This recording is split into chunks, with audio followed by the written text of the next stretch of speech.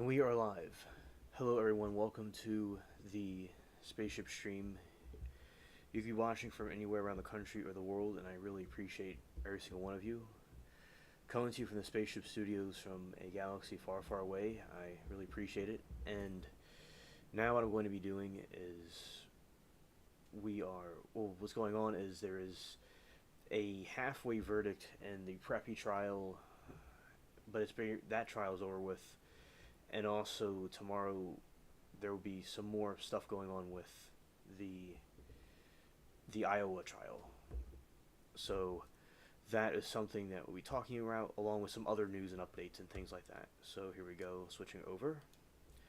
Hello everybody, it is me, Alien Spaceship, and hello Libby. Skirt. yeah. Yeah, shout out to you Libby. I appreciate you being here. And also, yeah, so we had the verdict in the Preppy trial, and I'll be talking about that and a variety of other things too. So, for many days, I think a few days now, skirt, scared, scared, scared, and for many days now, they have been doing the deliberations with the Preppy trial, and where they're teenagers, they're like kids, and it's a very tragic event on all corners. It's a very sad thing to have happened, and the people in the chat were very entertaining. Some people were very crazy. It was a wild time, and then when the verdict came in, remember everybody's saying it's guilty, but as I said, a jury's unpredictable, and then it comes out that they couldn't get him on one of the charges. It was hung, but the rest of them was not guilty. And many people were triggered. Many people were happy. And I know, Libby, I'm glad that, finally the verdict came in and it's over with, because I know you've been dedicated and anxious to see what was going to happen with that trial. And I think that, we have the system here that a lot of people don't agree with what some of the juries do sometimes, but I understand that. But at the same time, it's important to have that in place. It was important to have that in place because you don't want like a dictatorship where in a hypothetical situation somebody was innocent or didn't have a fair shot. Hypothetically, they could have a fair shot, right? But of course there are exceptions to the rule where people might think that it's something else. Oh, okay. Okay, Libby, understood. And scared. Yeah, so Libby says I was scared during the verdict. Ah, okay. Oh yeah, the verdict, it was extremely of a lot of tension. It was a lot of tension, because you have a situation where you have the verdict being read, and imagine like what the defendant feels, what the attorney feels, what everybody else feels. The tension in the room and in the chat room was very intense, because I remember I was seeing it. I saw it this morning and nothing was going on, but I was kind of checking it. Eventually, I came on the chat later to talk to y'all, and I saw, like, kind of like towards the time I was in there, Kathy Rusin was saying there was a verdict, and I was like, wow. Hey, Efrog, it's good to see you, buddy. I hope that, although you were in the chat earlier, I hope you've been doing, you and Libby are both doing well. I hope you both are doing well. Although we saw each other a little bit earlier. So, yeah, we have that verdict in, and as I said, hopefully I believe he'll learn his lesson and he won't do that again.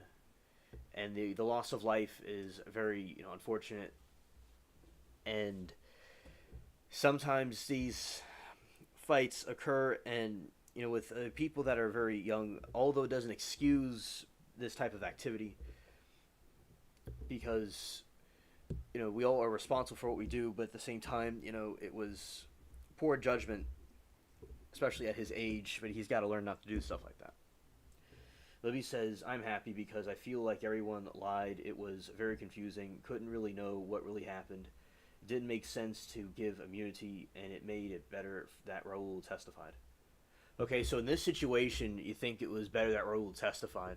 Okay. Now, or Capri Law told me that. Okay, Capri Law was only saying a specific case last year that I don't even remember what it was. It's just every time I saw a witness testify, it was not good for the case. It was not good for the case. So basically, this situation is an exception to the rule, I suppose, where people could see him on the stand, and he he must have done well enough, obviously, to get the jury to see his mistake. And yeah, he was scared, understandably so. And yeah, I think that that helped it. And also, what you mentioned is that people must have been lying on the stand. That's possible too. Yeah, these young people, and a lot of them seem kind of rude and snobby. They weren't really that.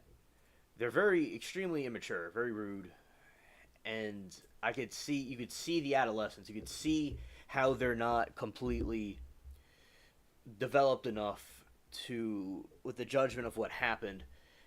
And I do think that he should. I don't know how he was raised, but he should have been. They all should have been taught a little bit, to act a little bit differently. But as I said, fights and stuff do occur, and a lethal weapon. I don't know for certain. It seemed like a giant mash pit of fighting, but I don't know if the knife was necessary for him to do that. But as I said, it happened, and it's said and done, and that is it.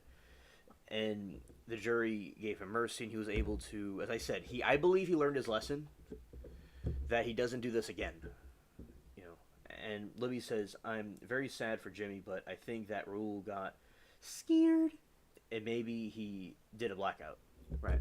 And yes, I want to say rest in peace to Jimmy, and it is extremely tragic and horrid that he had to leave this earth so soon. It is, and the families that are grieving, I can only imagine what they feel, and especially they may feel there wasn't any justice. I do certainly think that it's horrible, and it is also possible, like what Libby is saying, that there was a blackout where he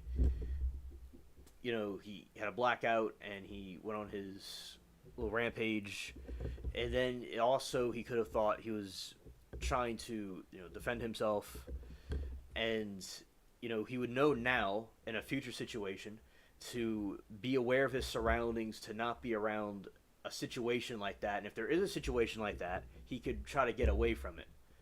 So that is the point where he had himself in that situation, but there's always hindsight 2020 where you could have done something different. And yeah, so what I think that Raul gets a second chance. Jimmy unfortunately doesn't. He's with the Lord. And basically, as I said, Raul will have to live with this the rest of his life. And as I hopefully he learns now to do the proper thing. Right.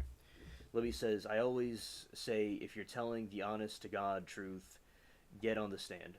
Okay, understand, Libby. Understood. He says, very rude, didn't remember anything, and I definitely think his friends were no good at all. Yeah. Because, exactly, very rude on the stand, because you have these kids in the stand talking back to the defense attorney and the prosecutor, the DA. It just, and acting real snarky. Remember, Alexa Rose is saying that I certainly would never act it like that, and that is true. I always had a good conduct about me. I was not perfect, but I would never have done something like what they did. Yeah, just very snobby, and they look like an angry bulldog, like from that root beer. They look like that. And Raul seemed very frightened. He appeared to be more humble and frightened about what happened. And now some people that I've talked to don't believe the way he did his testimony. Like, some people don't believe that. People think he was faking it. It's up for debate. But basically, at least he came off a certain way, if it was genuine or not, that was able to convince his point, where the other people didn't act like that. And it has to be a very terrifying thing for him to have done that to Jimmy, and to be in that situation, in the hot seat, as it's called. It has to be very, very traumatizing for him also, and as I said, even more traumatizing, of course, for Jimmy, that was unfortunately not on the earth anymore. So, yeah, I certainly think that the way he presented himself was very different from the way the other people did, and that was a factor in it. Because I remember Tellus, he clearly did it. Okay, he did it, but they didn't like him, and some other people went on the stand and it didn't go well. But yeah, somebody is you know innocent of those things. They should go and see what happens where they tell their story. So in this situation, it worked, but a lot of times it's recommended they don't do it. But I guess it means if they're guilty, they shouldn't do it. I guess that's the thing they should do. And also, Libby says, "Did you see Jimmy McGrath, Dad, speak after the trial? And something I feel that rule was off a little, but you know what I mean." Yeah, I didn't see the father. I didn't see Jimmy McGrath, rather, his dad speak. I didn't see that, but I'll go look to find something about that.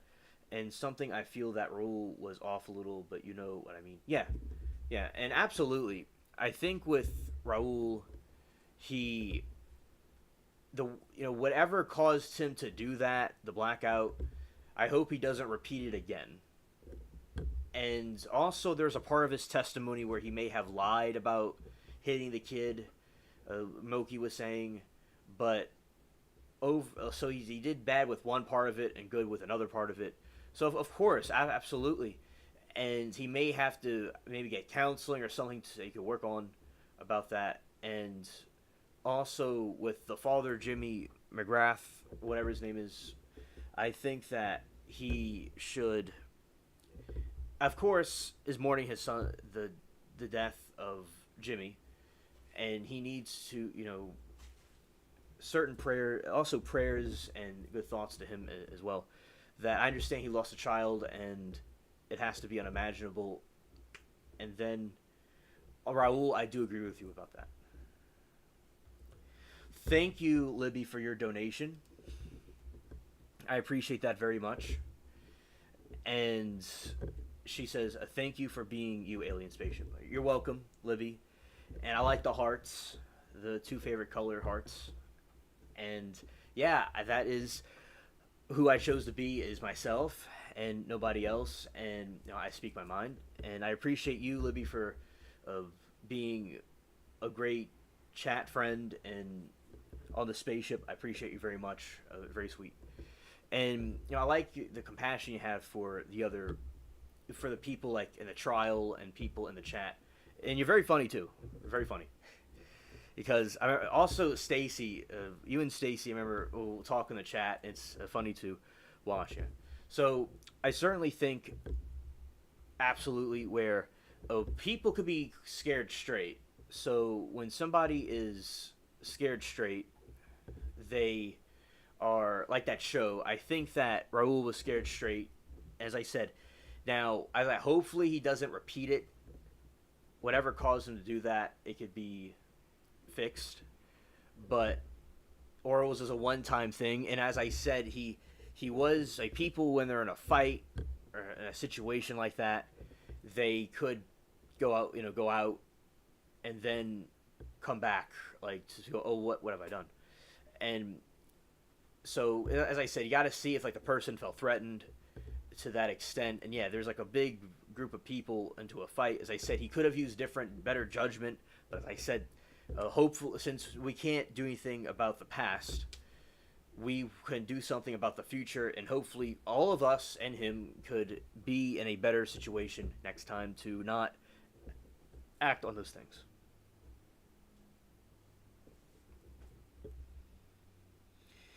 And Libby says, Raul was a little bit different than the other boys. He hung out with, I can't explain it, but he was a follower, but I know he loved Tyler, and it was sad. Yeah. Skirt. Yeah. Skirt. So, basically, what happened was, now there is a couple of different sayings about the crowd. So, there's a famous saying that you are the company that you keep. There are different, and also I had a good friend from school, and he later became a Marine, and he's a cool people. So I was telling him that saying about you are the company you keep, and he said it's not always true because sometimes you could be the nicest guy in a group of people that are not nice. So, but the thing is though, the key about the other statement about the company you keep, it's possible that if you're around other people, they might, you could be influenced by them, but it's also possible there are exceptions to the rule where people could be the nicest kid in the group and not be like that. But then again, as I said, I think he was different than the other ones. But when you're around those people, and he was in a situation, so there's a saying that like everything is someone's fault. So that saying is just simply saying it doesn't mean that it was not fair. Like it was not the situation was not fair. He was in an unfortunate situation where he blacked out. All right, that was it. That was sad. Also, Jimmy's life being taken away was very sad, and him being around these other people, that all that is wrong. Right, it's really a bad situation. But at the same time, he.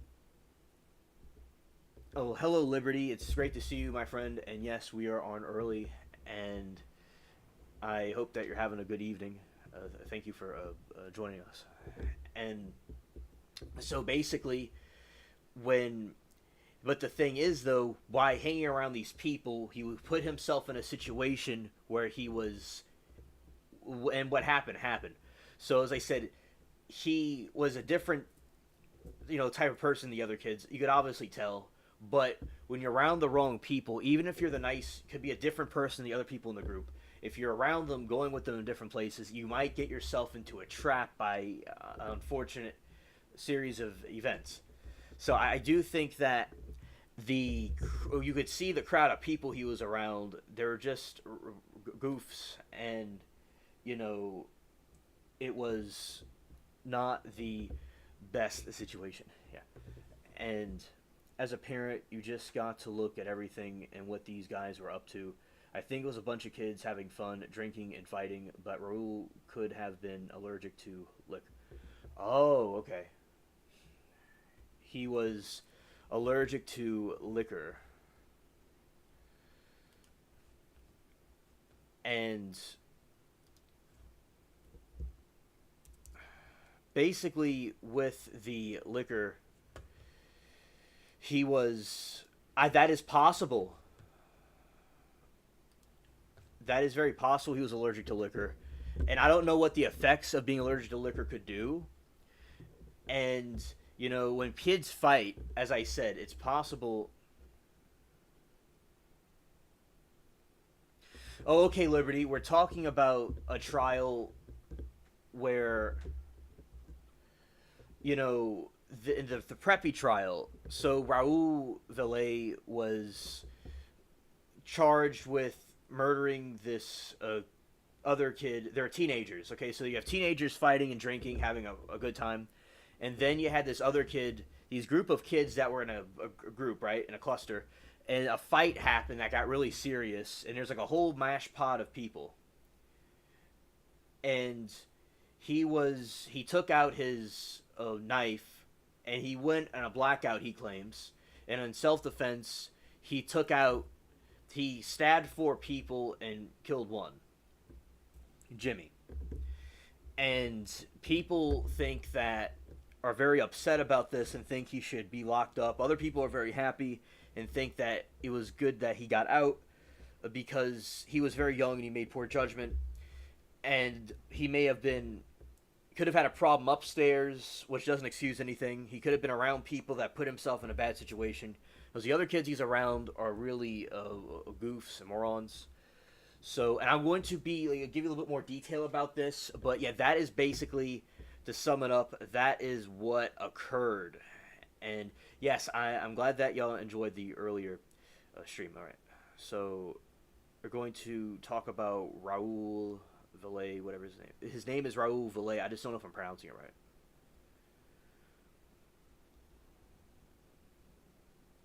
Okay. And let's see what we got. 20 minutes ago, they have not a chase. It was a storm going on. The storm chasers. Okay, that was the wrong one. Okay, and I got his name wrong, so Preppy trial. Okay, we're getting there. Valet. Okay, so Valle. Thank you, Gloria, and I'm glad to see you. Scared. Okay, I'm getting there. I got it right here. Okay, let's go to this one. It's Spanish. Yes, thank you. Thank you, Gloria, for that information. All right. So here we go. So we're gonna read this right here. So a Connecticut jury cleared Raul Valle of the most serious charge he faced during the death of 17-year-old James McGrath, but deadlock on others. Scared. McGrath, a beloved high school junior and lacrosse star, was fatally stabbed during a chaotic night of violence in May 2022.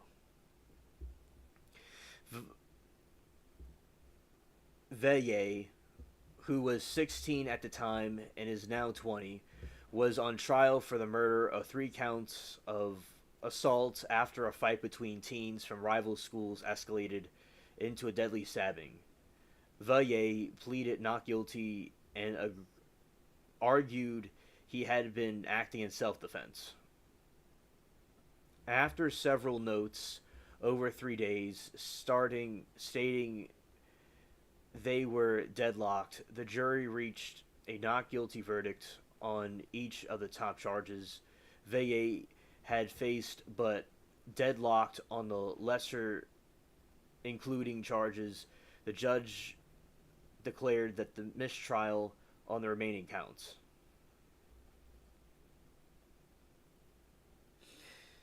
Yeah, that's how it's pronounced. Prosecutors say Valle got into a fight at the house party for St. Joseph's High School. Students, after the initial confrontation ended, Valle and a group of friends drove to a second party about a mile away where students from Shelton High School were gathered. Witnesses testified that they started as a teenage tension exploded into an all-out brawl. Valle pulled out a knife and stabbed 4 people in the scuffle. 3 survived. James McGrath did not. Oh, hello there, Aaron. It is great to see you, my friend. Hey, Alien, I'm heading out for a bit, but if you're still on later, I'll pop on. Hello, everyone else. Okay, understood. And Libby says, my last name is Mijai. Yeah, okay. Okay, understood. Yeah, I probably pronounced it wrong, too. A very beautiful last name. Valle rejected 2 plea deals offering a 4-year prison if convicted. He faced up to 60 years behind bars.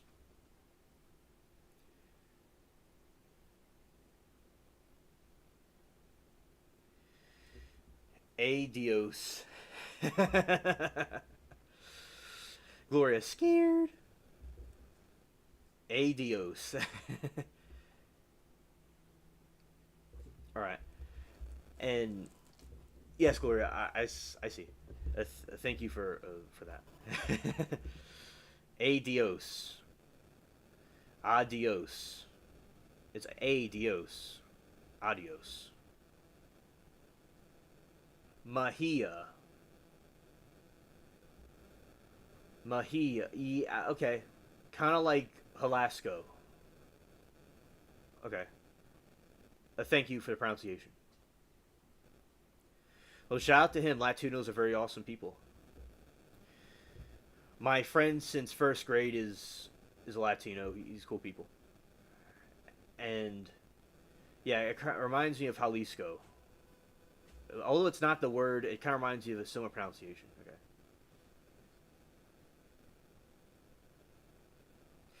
Yeah, exactly.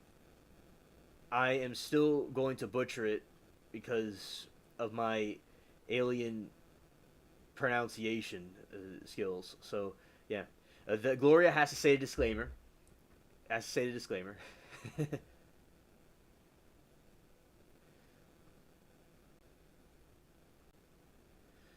Yes, and Libby Mahia. All right, awesome. A very nice name. All right. So, and shout out Gloria of and chat. You are cool people. All right. The jury reached a verdict on the top counts, but remained deadlocked on others, forcing the judge to declare a mistrial on the lesser charges, including count one on James McGrath. Murder, not guilty. First degree manslaughter, lesser include charges, not guilty. First degree manslaughter, rec. Oh, hello, Gregatron. It's good to see you, buddy. We are talking about a trial that we were looking at earlier. Because there's a not guilty verdict on most charges, but there was a some charges that they were deadlocked on. The jury remains deadlocked on other, forcing the judge to declare a mistrial. On these lesser charges include counts on James McGrath. Murder, not guilty. First degree manslaughter, lesser include charges, not guilty. First degree manslaughter, reckless, lesser charges, deadlocked. Ryan Hines, assault, first degree, not guilty. Assault, first degree, reckless, lesser including charges, deadlocked. Assault, second degree, lesser include charges, deadlocked. Assault, second degree, reckless include charge, deadlocked. Count three, Thomas Corney, Cornery. Assault, first degree, not guilty. Assault, first degree, reckless, lesser included charges, deadlocked. Assault, second degree, lesser include, deadlocked. Assault, second degree, reckless, lesser included charges, deadlocked.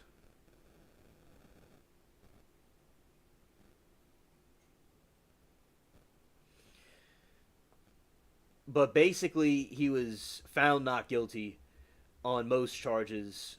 But as I said, he was. It's yeah. I'm glad that being on the jury would have been very difficult. Yes. Assault first degree not guilty.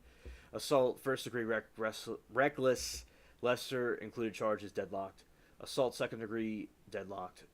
So that is what that trial was about, and he was found, as I said, not guilty of most of the charges and deadlocked on others. Yeah. Skirt. Skirt. Scared. Scared. Scared. I'm the alien kitten. And then you have the. Now, originally, the channel name before it was Alien Spaceship was Hansel Cat. So I'm still Hansel Cat with the alien version. And yes, exactly, Gloria, that is true. And yeah, Libby says, yeah, meow, meow, meow. When I was little, actually, when I did a YouTube video when I was little, I saw the video saved. It's not on the channel at the moment, but there's these YouTube videos I did when I was little, and I was like, hi, meow, meow, meow, meow, meow, meow. That's what Gary does. Meow, meow, meow. Yeah. So, that is as I'm a cat, like the other cat brethren that I have, and when when we were in the trial chat, and we were looking for the verdict, we're waiting, and all I was thinking was scared, scared, and then in the background, I go and hear the cat going meow. The cat's also nervous too. And taming the chat is like taming of the shrew. And I knew the jury was unpredictable. That is something that I knew. Some people in the chat were saying ew and trolling. But either way, the chat was a giant snowball that kept on rolling. Like an avalanche happened in chat. Everybody was shocked. And everybody was staring at the Timu clock from Sheen. Hello, Abby. It's great to see you. Welcome to the chat. We were talking about the Preppy trial verdict, and I'm sitting here meowing like a cute little cat. Yeah, okay. It's okay, Liberty. Okay, so tomorrow there's going to be maybe some. So the state has rested its case in the Iowa trial. So this woman deleted her husband. So I'm going to tell you about that trial, which we're looking at now, but it's coming to a close. But as I said, there's a couple of trials coming up that you'll be able to see. And also, going down here, I looked at a lot of stuff. Okay, so it's Karina Cooper. All right. So, and also Libby says, I thought before I came here, always saw him in trial chat. He was always so nice and always nice to me. So I found out that he had a channel. I came and I was like, he ain't black.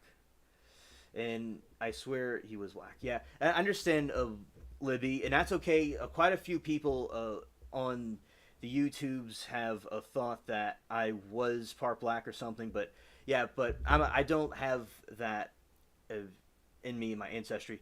And actually, the features, like I resemble my father's side from Europe, but shout out to the black people, they're cool. But yeah, I have big lips and I have thicker curly hair and stuff like that. But yeah, it's all good. And although I do have a lot of, I'm around in the black area because that's where it was like originally before it changed. My family stayed, so grew up around black people and stuff. So in a way, I am very tied to their culture and they're a very key part of the city. And yeah, nothing. As I said, nothing. Yeah, black people are awesome, and I wouldn't care if I was black or part black. That's fine. It would explain why I'm so good at rapping.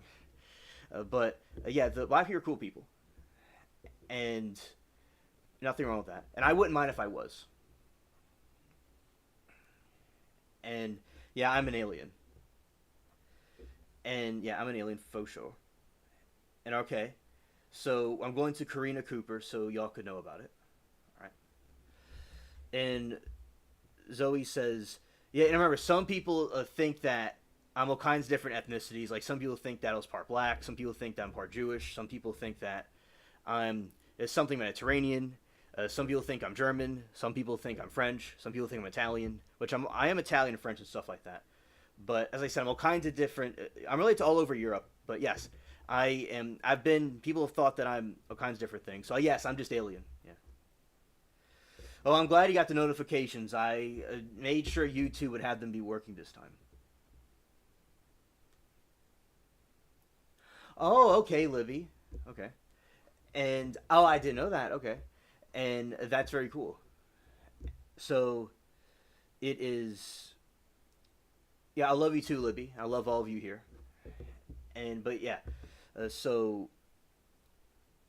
And Zoe says, yeah, hello there. And she says, jury got it wrong, in my opinion. At least he should have been guilty of assault. He stabbed 4 people. And I'm making sure. Hello, Moki. I'm so always delighted to see you. And I'm going to tell you all about the Cooper trial. In a moment. I'm just trying to see, make sure I'm catching up with chat. It reminds me of the Apple River a little bit. Thought that one was hard. Nobody should be stabbed, but F's don't start assaulting people. Stupidity everywhere. Hey, Mokes. All right. Okay. We're all good. Well, let's go. So here we go. This is Karina Cooper. So Liberty, this is the case that we're looking at now. That we're still watching. All right, so an Iowa woman is facing life in prison without parole if convicted. Hello, Anna. Great to see you. An Iowa woman is faced life in prison without parole if convicted of murdering her husband. According to an affidavit, Ryan Cooper was found with two gunshot wounds to his face in their terror home on June 18, 2021. A deputy noted Ryan's body was in the recliner and his wife, Karina Cooper, was sitting on top of him. The couple's three children were also in the home.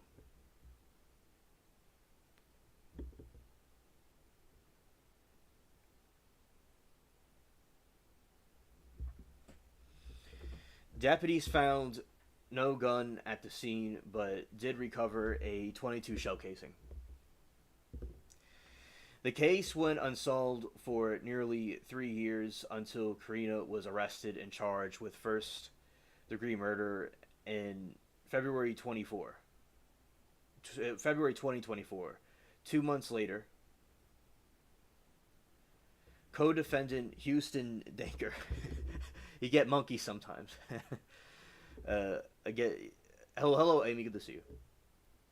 2 months later, a co-defendant, Houston Danker, was also arrested on the first-degree murder charge for acting in concert with Karina to delete Ryan. Danker is currently scheduled to go to trial in August.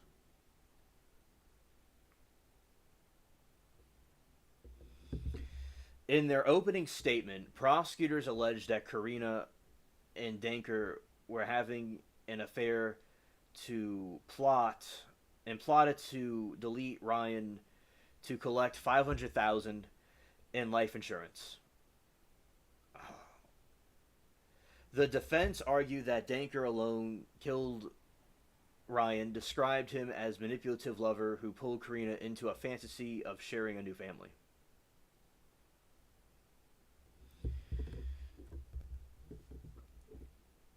All right. And then, some updates about it from one of the days recently.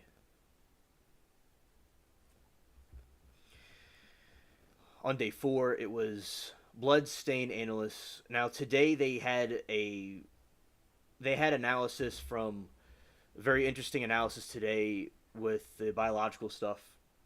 I call it biologics. It was pretty cool. And this was from another day. They had blood stain analysts. To give you an example of what they were talking about, Kenneth Martin testified that Ryan Cooper was shot twice in the face while reclined and never moved. Afterward, he concluded that seldom use of living room was closed during the shooting, then opened while blood was still wet, allowing projected stains strike. Door and jab was closed again before the police arrived.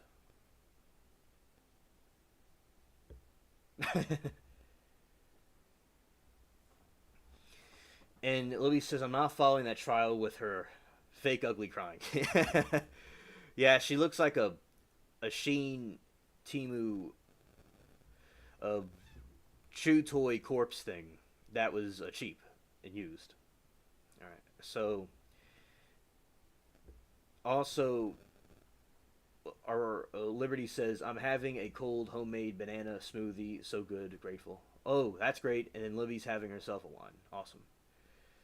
Now, Libby, one thing I want to tell you is that my friends growing up, like a couple of like my senior year, I was talking to some friends that I talked to when I was little again, and they were into music and stuff, and I learned a lot about music from them and like how to do different things. So I did learn a lot from my friends that are in like hip hop.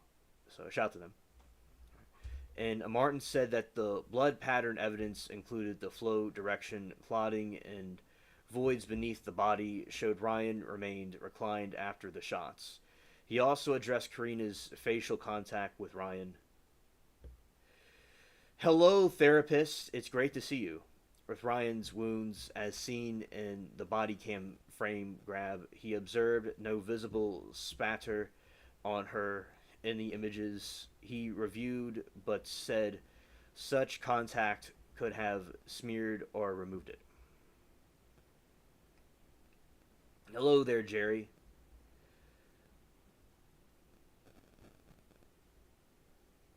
What's a Wawa?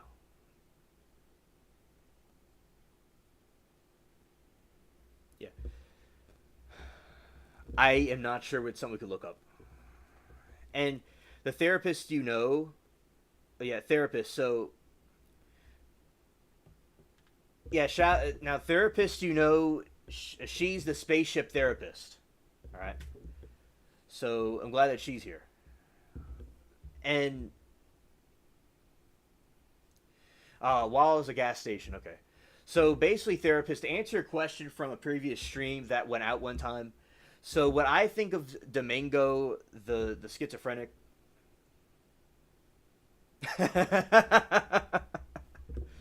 Okay.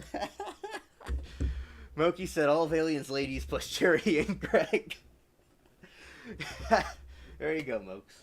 There you go.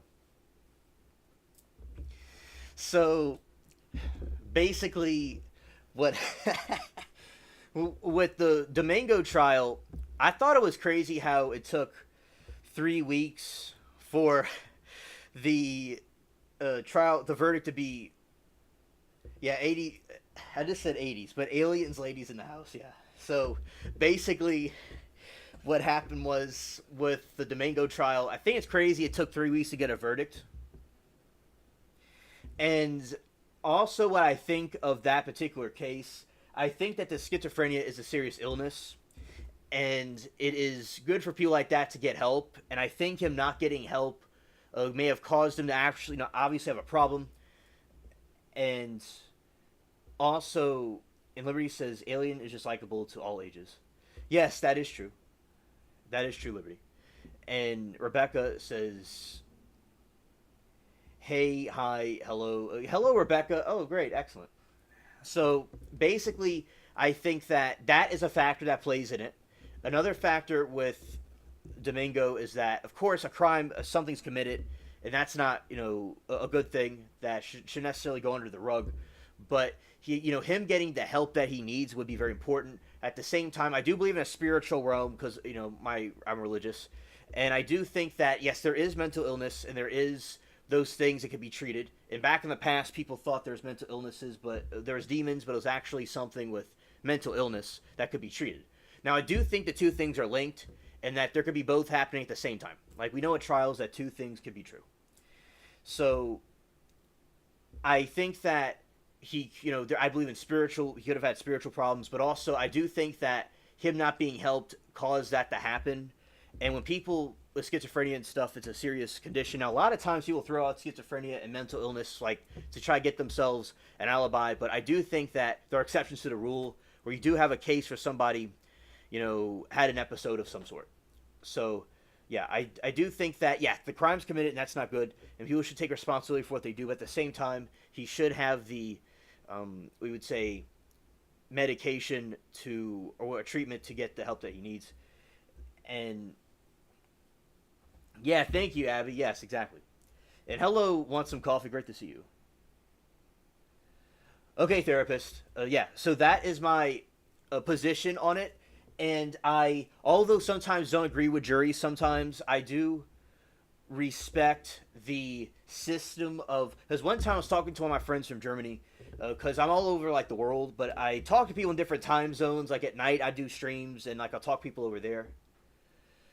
And yes, therapist, I do agree with that. Yeah, absolutely, I'm not denying that.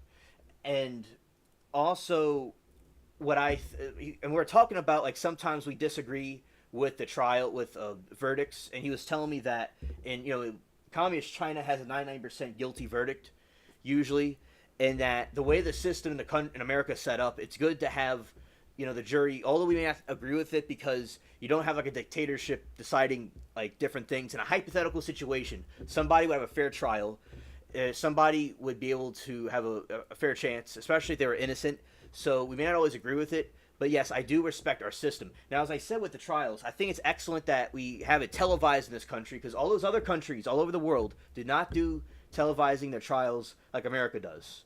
And that's something that I really do appreciate with this country. And it's great to see different political views and religions come together united on those causes. So that is something I love seeing because I have done a lot of political commentary and stuff, and I've been on different podcasts and things, and I just love seeing the different groups, left and right and religious and not religious, all come together for an American cause. It's very good to see. Like an alien invasion happened, everybody would be united. So I do think that, and it's great to see that actually happening via these trials. So that is another thing I want to add to that because, the jury made their decision. They make their decision. And it's great that we all get to watch them and commentary on it. So there we go. And Larry says, I'm thinking mental illness might be metabolic, nutritional. That's my latest. Linking gut bacteria is a big deal. Liberty, I do think there is truth to that, and it should be investigated, certainly. And it could play a role in it. And Libby says, mental illness is, wow, such a difficult illness to diagnose and so many things it could be. I love learning about it. You got to be smart to be a therapist or a psychologist or a psychiatrist. Absolutely, got to be very smart, very brilliant. And also, I think that it's important for people to, with YouTubers that are psychologists and therapists and stuff, a lot of them have YouTube videos. Like there's Dr. Grande. Shout out to Dr. Grande. He makes great videos about similar topics like what I do, where I do an analysis on. Although I never went to college, I do not have a degree in anything, but I make commentary on these different people. And when you have the situation where people are, like Dr. Grande and others that are making commentary on mental illnesses and different mental disorders and different people, we all learn a lot. And I think it's great for professionals and all to go on YouTube and talk about their goals and what they know to educate other people. So I love, as I said, in spite of the darkness, I love the educational factor of social media and what people are able to accomplish and achieve through networking and stuff like that and connecting the world together. Yeah. So the therapist says because of the mistrial, he continues to be held without bail. A trial sentencing hearing is scheduled for July 24, which will determine next steps. Let's hope mental health help is included in a sentence, if there is one. Amen. Amen. Thank you, Abby. I really appreciate it. And Greg said that medication is more poison. Now, yeah, a lot of times, Greg, in my opinion, there are certain situations where medications, people may not need them or they may cause a problem with certain people. But we're talking about like somebody that's schizophrenic, and these I don't know exactly what they're called, but these very deeply psychological illnesses where they actually do need it. So, Greg, I do agree that there are medicines that are, a lot of them are poisonous in theory, but there are exceptions to the rule where like schizophrenia, somebody's going to start seeing you're going to see the Mad Hatter and the cat, the Cheshire Cat, and they're going to be smoking out of that pipe that it's called something, but I can't think of the word right now. It's something from the Middle East. They're smoking kush or something, right? And they're telling them like, hey, and they're taking mushrooms, like, hey, go and attack that homeless person. And they're having a delusion. You want those people to be able to not do that. So you're going to have them go and take something where they can be more in a stable mind. So, and I do think that there are situations where people could take it. There's situations people may not need it. So yeah, somebody's going to see, like I'm going to see, like one time there's this, which I don't recommend necessarily seeing this, but because it could, if people are epileptic, it could cause them a problem. Now there is a situation where there's like this YouTube thing one time I saw where it shows you these patterns and it simulates like a trip, which I never took any drugs like that or anything. I never took any kind of, okay, thank you, Gloria Hoka. Thank you. And of course I pronounced it wrong. And she's saying, Gloria says crack. Yeah. Yeah, but yeah, that's what it's called. So there's a simulation you could do of like a trip. Like they'll show you these patterns. And I looked towards the wall, and it's like the wall. I never took drugs, but like I saw this like patterns go on a screen that simulates it, and that wall over there was coming towards me, right? And one time I was outside, and this giant like tree was coming at, like it was going to square up with me. It's like you think like the wall's going to everything's trying to square up with you, and everything's like all trippy. So if somebody has a mental illness where they are seeing stuff like that or worse, then yeah, if medicine could help them, that's great. Because you could like give them motivation, they could work out, they could do all these things, and they could eat healthy. But if they have a psychological dissociation going on where they're seeing all these different things, like, and they're like, these voices. For instance, with schizophrenia, there's voices, right? and you hear like all these whispering, kind of like I feel schizophrenic when I'm watching trials. And basically what they do is all over you'll see like these, I hear all these voices and stuff in the trials that I'm watching. Sometimes I watch like 4 or 5 at one time.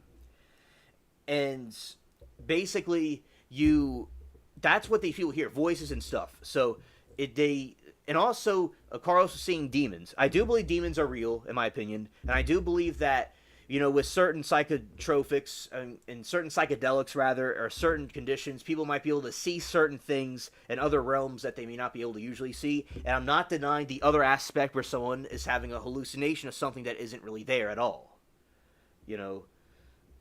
So that is another thing with the other factor where I do believe it's important for people to take those if necessary.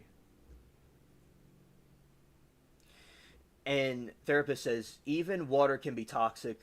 The key to whether a med is helpful or harmful in dose, context, individual, psychology, par Acheleusius, which I pronounced wrong probably, and of toxology, and said the dose makes the poison. And therapist says calling all medications poison invalidates the lives saved and suffering reduced from the insulin, antibiotics, antidepressants. For people with life-threatening conditions, the belief all meds are poison may be fatal. And as I said, I do think that some people may not do good with some medicines, and other people may not need them. But there are people that need medicines in certain situations, like what therapist is describing. I do think the truth is somewhere in the middle. And Carlos is from the Domingo trial, which Law and Crime took down, unfortunately, where Law and Crime is basically took down the schizophrenic trial, right? So when they took down the schizophrenic trial, they had this situation occur where other channels are broadcasting it, like Trial TV Live. Shout out to them, cool people. I recommend their channel. And he was, I should say they were showing it because it's a couple. They were showing it. And yes, like Moki's saying, some people with schizophrenia cannot function. Now, I do believe, like with antidepressants, where people can take them if it helps them. Now, I do think that which I'm not a therapist or psychologist, so I do not know everything. So, basically, I think that a lot of it is like, people have a perception of what's going on and their interpretation of an event. So I do think that with therapy, if they could take medication to help them, and I do think therapy is very important because, shout out to Mary Toodles, and I do think that the therapy is important to have because, like, say, like, it's not, like, something bad could happen, but it could be a good thing in a way where it could be used to do a project or to improve yourself. It could be pure energy, like when you're upset, depressed over something, and that everything that happened to you was important for your destiny. And there's all about your perspective of the situation, and the one who can and can't are both correct. Now, I do believe that therapy is important. Now, the medications also help people. That's great too. But I do believe that there's balance in both. And, your view of things is important. Like, say that there's a fish and he has a shark tail on him, a shark fin on him, because his perspective is that he's a shark, although he's a little fish. So I do think that you have to have a yin and a yang about the situation. So also the therapist says not everyone needs medication, certainly, but some absolutely do. Medication helps level out brain chemistry. You can fight your brain chemistry. It's all kinds in charge and rant. Okay, therapist, thank you. And also we have, I think that, and also Libby says, yes, Greg, I do believe that they're spiritual also. I believe that's both. I believe it's a balance between both. And I do believe that there is brain chemistry, and there's also a spiritual realm too, where both are true at the same time. And, like the Bible does say that a sound mind is a sound sight, right? So important, like what you put in you, what comes out of you. So both are linked. So say if people could have a predisposition for something, and people, as we are made imperfect, where we have different illnesses and stuff. They just because we believe that there's a fallen world that we live in, and with the fallen world, and also from a scientific perspective, for those people, there's evolution, there's different abnormalities that happen. For the people that don't believe in religion, whatever people believe, yeah, we are here with these different conditions. Now, I'm going on a rant. So I do believe that is true. I do believe in spiritualism. I do believe in God. I do believe in those things. But I do believe also that there's chemical imbalances. There's things with the brain. People might have different types of brain chemistry. People might have different types of brain formations. And there's a spiritual attribute at the same time. But it just depends. Like, think of it like a spectrum. Like, some people might be very spiritual. Some people might be more of a medical thing. So I think that's important to have a balance between both.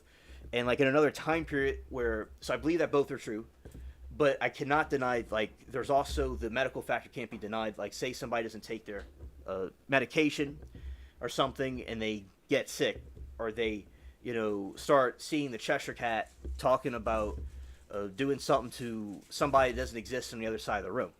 So yeah, it just all depends, because I believe that having a balance between one idea and another idea, so to one extreme or another. So I believe that there's balance in both views. And like, say in another time period in the past where people couldn't explain certain things, so they said, oh, this is something like a demonic thing going on. But at the same time, though, some people will say that the demonic thing wasn't true at all, and these people were just trying to have an explanation. I think that, like, a science and a religious perspective can coexist. Scared.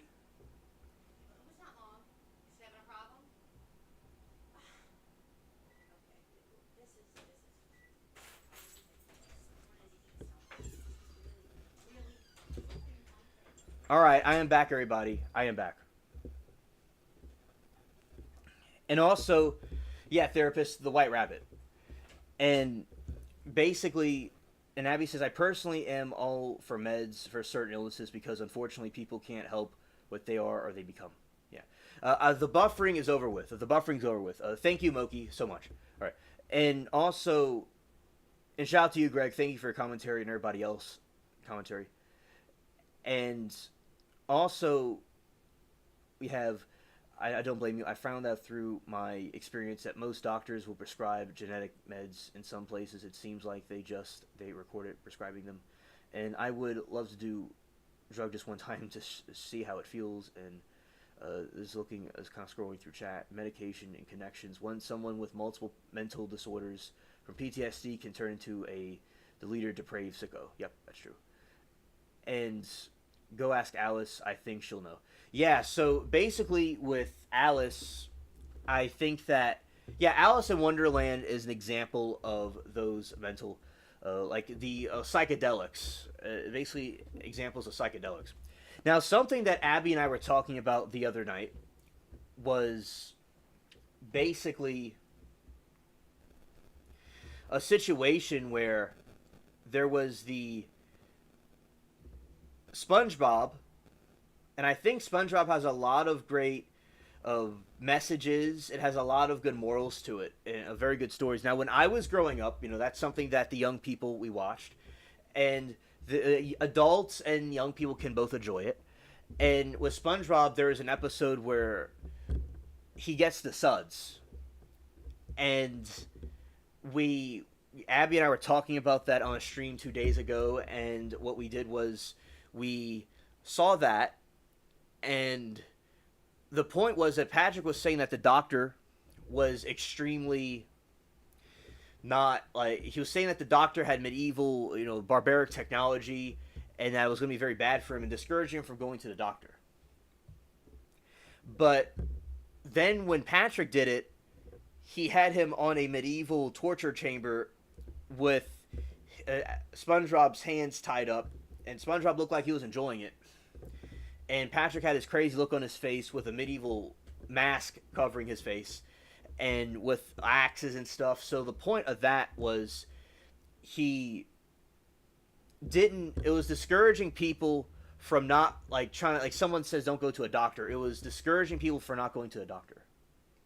And then I nearly passed out. I nearly passed out from laughter, where Abby and I were talking about Patrick.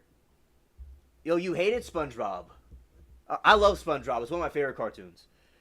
And basically, yeah, I loved all the cartoons, like the anime that we watch, Greg, and also the other ones. And I like, I love that show. But basically, with SpongeBob, they were discouraging people for not going to the doctor, and that it was wrong for people to tell people not to go to the doctor to receive medical attention that they needed. So that was a mouthful.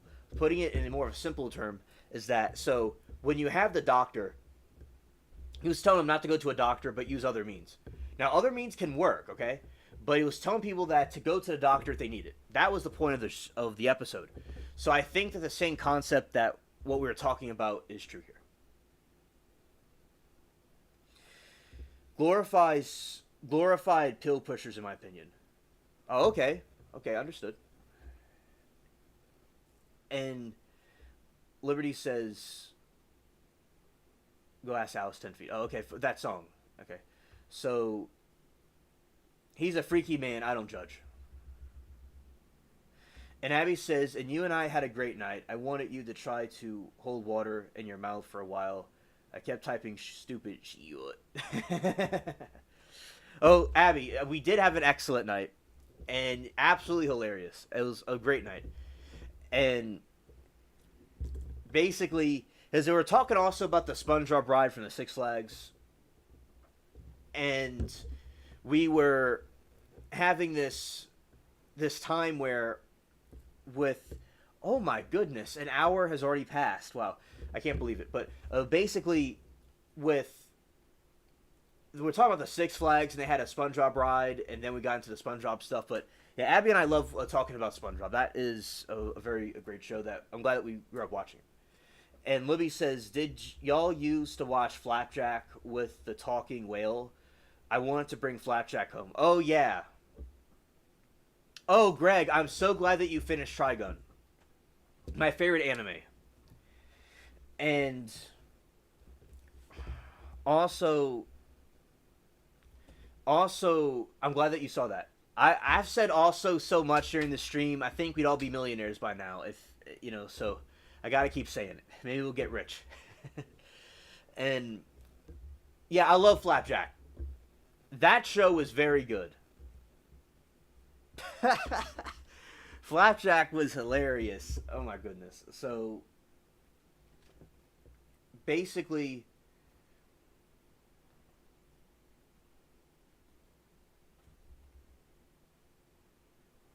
yeah, so I think that was very good. The Flapjack show. So what is that show about? I'll explain. Scared. I love the animations in it. Alright? It was very good animations. Okay. I love watching that cartoon. Okay, did y'all watch Chowder? That one, I love watching Chowder.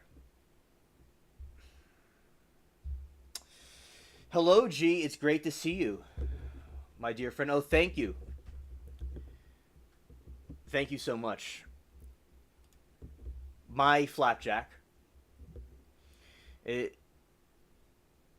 Yeah, G, you are my Flapjack. I appreciate it. I appreciate the compliment from you. All right. And also, we're going to talk about this show, Flapjack, that we used to watch. Flapjack show. Let's see how long it was on. That was the wrong thing. Okay. I grew up when Cartoon Network sucked. Now, in my opinion, I think that Cartoon Network was actually very good back then. I can't complain. Now, was it better before that? Like when you're growing up? Because I remember, Greg, I watched the old ones from like the early 2000s and the 90s. Although I was born in the early 2000s. I mean, I was born in the 98. I was born in 98. But I watched stuff from that time. But I watched both. Like from your time period that you're talking about to the other time period. But now I did like Flapjack. Now, a lot of people think the animations and stuff were disturbing, but I'm just into that kind of stuff. But yeah, to each his own, Greg. Yeah, and basically, we have this right here. We're going to flip over to the other window and going to the Flapjack show. And also, Greg, I like it when you're here because I feel very compelled to say also. Because the Gregatron has O in it. Yeah. And also, basically, the first episode was June 5, 2008, and the final episode was August 31, 2010. And so we're going to look at some more interesting history about the show. So let's go over here to the Wikipedia.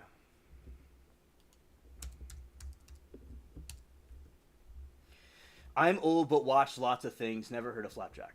Zoe, we all are mids, so you can still see people you have blocked or have blocked. Okay. And also, let's look at the marvelous adventures of Flapjack. All right. So, the marvelous adventures of Flapjack, the misadventures of Flapjack, is an American animated television series created by Thrupp von Orman. Reminds me of my buddy Rumberhedril that I knew from Law and Crime. I've seen him every so often. And we have Libby saying, oh, Chow. She said Crowder, but she meant Chowder. The dog, the pink dog. Chowder, I was talking about Chowder, but maybe she was... Oh, Courage Carly dog was very good. Absolutely. Yeah, that was very creepy, but good, yes. And G said, I loved Woody the Woodpecker and Tom and Jerry, but obsessed, and I did watch the Jetsons. And we have the marvelous misadventures of Flapjack. It is an American animated television series created by Thrupp von Orman for the Cartoon Network. The series premiered on June 5, 2008, and ended on August 31, 2010. It stars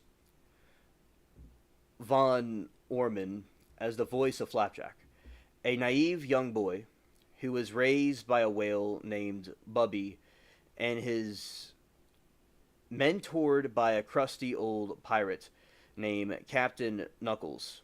Together, the trio spend their days in the Stormalong Harbor, where most of the show takes place, while getting into mishaps in search of the elusive Candied Islands. And Libby says, you can still watch them. She said she's 49 and used to watch it every night with my son with Dragon Ball Z, and my son is now 22 years old, and him and my husband still watch Dragon Ball Z. Greg says, Dexter's Lab, Courage the Cowardly Dog was the best, Samurai Jack, and the Powerpuff Girls too. Oh, Greg, I really like those. Yeah, that's what I watched growing up. I watched that, and later on they had these other types of cartoons from the, later on that came around. But I do like those very much. Those are some of my favorites. And Dexter's Laboratory was very good. It was, they have some AI animations of it coming up in real life. Like, they have it animated for, they look like real people. So that was very good. Yeah, very good one. And Libby says, yes, all those cartoons kind of creepy to watch, but I watched it with my son. And Jetsons, Rosie, and I sucked having to swallow vitamin or pill. And Coffee says, my nephew, 18, then explains why I didn't see he was in college. And Van Orman pitched the idea of Cartoon Network as early as 2001, incorporated his own dreams of marine adventures acquired while living in Florida as a boy into the series. During its run, Flapjack received 2 Primetime Emmy Award nominations, 2 Annie Award nominations, and 1 Golden Reel Award nomination. Oh, the Powerpuff Girls is something that Mary Toodles loves watching. I like watching it too. And Greg said, not Greg, I meant G, my bad. I was being also alien for a moment there. And G says, imagine now boring life would be to not be socialized, not get together over a meal, and imagine no Thanksgiving. How else do people keep kids home? I mean, mine are attracted, and mine are attached anyway, but most aren't. Yeah, Greg says he doesn't like those shows that made him feel like they're on drugs. Yeah, Greg, I understand. Uh, I don't blame you. I'm just, I'm crazy. Yeah, I'm just, I'm quite insane. But I understand what you mean. And G says, did you know that about the Jetsons? They predicted the future. We will have a robot that gives us vitamins like a pill as our meal. Yeah, yeah. A lot of people are saying that the Jetsons would be in this time period. Now we don't have flying cars just yet, but there's been a lot of flying cars in production that they're trying to do. But also, what they have is they have the Jetsons where. Yes, I've heard about a lot of this stuff in the maids and things like that. Yeah, I was aware of that. Oh, yeah, the stuffed Powerpuff Girl. Oh, okay.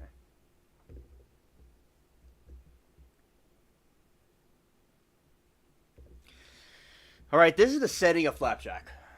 Most characters live in the fictional city of Stormalong Harbor. The city was built on a series of docks in the middle of the ocean with little surrounding land. It is possible to actually swim underneath the city. Stormalong also has a sewer system and has a series of tunnels. Most inhabitants are sailors of some sort, and sailors and or pirates constantly visiting from other lands. Stormalong has great variety of often bizarre shops, including a bar that serves candy instead of alcohol. The city appears quite dystopian and having a high level of crime and littering and form of law, and enforcement of the dock hag, and a small police force. I do have some miraculous news just for a quick side note. I swear you, this is absolutely a miracle. Results are in. The two spots of the C word are all gone. Oh, amen. Praise the Lord, G. Amen. Hallelujah. I am so glad to hear that. I was praying so hard. Yes, amen. And G said, but they do have to biopsy the noodle in her throat. However, it is not related prior to any doctor is even shock. And I love the Smurfs. That is killing my way out. My Angel Moki. And my cartoon was Smurfs, and the original ones are stupid stuff now. Yeah. Now, Greg, I don't know what the Cartoon Network is like now. And, oh, hello, Remy. Good to see you. And basically, I don't know what it's like now, but I do think that it is going to they could be even more, cringe now. But listen, I liked all the cartoons, Greg, but I do understand what you're talking about. But yeah, Dragon Ball Z and the anime were perfectly always the best.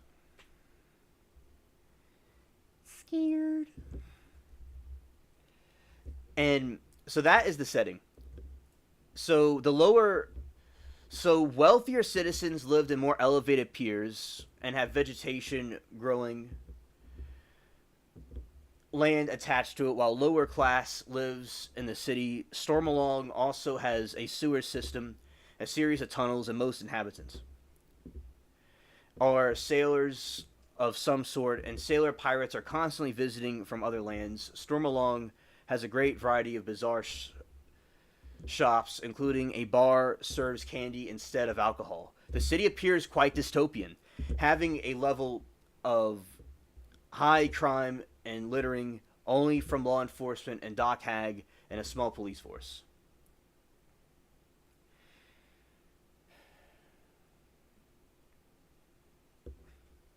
Yeah. Scared. Scared. Yeah. Shout out to y'all, chat. Yeah. Yeah. Just anybody gets upset, just take some deep breaths before anything's said. And basically, we had the plot. The series revolves around G says, "Thank you, Alien, for all prayers. Help me." They literally said it's not looking good when 3 spots lit up on the PET scan and 2 totally disappeared. We were crying so much. 3 sisters got the news direct verdict. Yes. And G, I am so glad to that miracle that the Lord has made this miracle for you. And amen. You know, the power of prayer is really there. The power of prayer is real. Amen. In the plot, the series revolves around the 3 main characters, Captain Knuckles and Bubby. Flapjack is a young boy who raised by talking whale named Bubby. Flapjack and Bubby lead peaceful life until the duo rescue a pirate named of Captain Knuckles, who regales Flapjack with a tales of place called Tales of a place called the Candied Island, an island made entirely of candy, as the name suggests, which he spent much of his life searching for. Enamored by his and much of the charging Bubby, Flapjack decides to help him on his quest for the Candied Island and dreams of coveted title of adventure. Knuckles purports himself to uphold. Unfortunately, not only Knuckles, not the adventurer he once was, the trio don't know where to begin, looking for the fabled island, leading them into the series of strange predicaments, misadventures in search of the Afaro mentioned island, and candy in general. When not exploring, the 3 speeded their time in the Stormalong Harbor, their place of residence and home, many strange characters.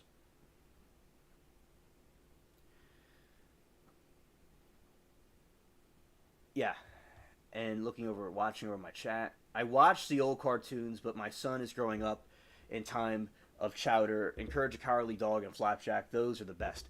Oh yes, I love those cartoons. And one thing that Miranda was saying about Courage the Cowardly Dog, when the dude with the hair clippers was shaving all over the dog, he felt, kind of violated, but he felt very, that was violating. That was quite crazy, what that character would do. A lot of crazy characters in there. Yeah, and there we go. We're continuing. Wish I could take gummies. They made me so sick. Scared. I got to watch Vinny. Great to see everyone. Thanks, Alien. Oh, you're welcome, Coffee. Oh, I appreciate you and everybody else that's here. And Coffee, have a very good evening.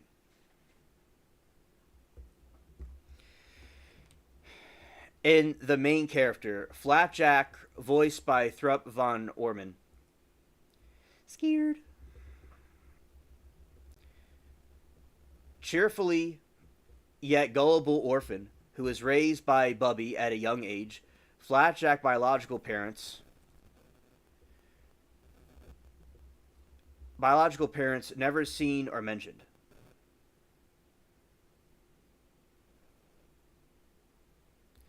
And Flapjack is naive and obvious to danger, and he is easily caught in a dangerous situation. He holds Knuckles to extremely high regard with his affection, the captain sometimes bordering on obsession through he can exhibit some anger towards Knuckles.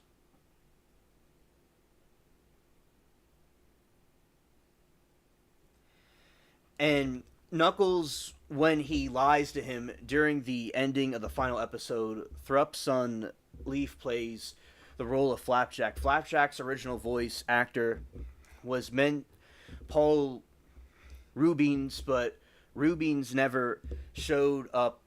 It's Rubens, my bad. Paul Rubens, but Rubens never showed up to any recording session, so Von Orman voiced Flapjack himself. Yes, I watched the regular show. I watched that. Oh, there's Kadada. Oh, this is excellent. Hello, Kadada. let's go here and let's look up. This is regular show.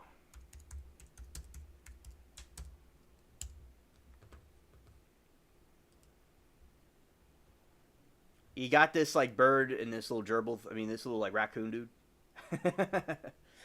Scared, scared.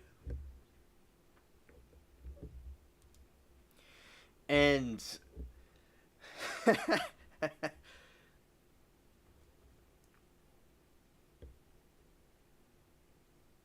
yeah, there you go. You have this right here, and I'll put myself right there. Yeah, so that's regular show, and these are all the characters. Yeah, yeah. You're welcome. You're welcome. And yeah, so you got this. This is regular show, and this is all the people there, all the characters. Yeah, and yeah. So Greg, yeah, that's it right there. All right. So regarding Flapjack, I could just kind of float right here. It's okay.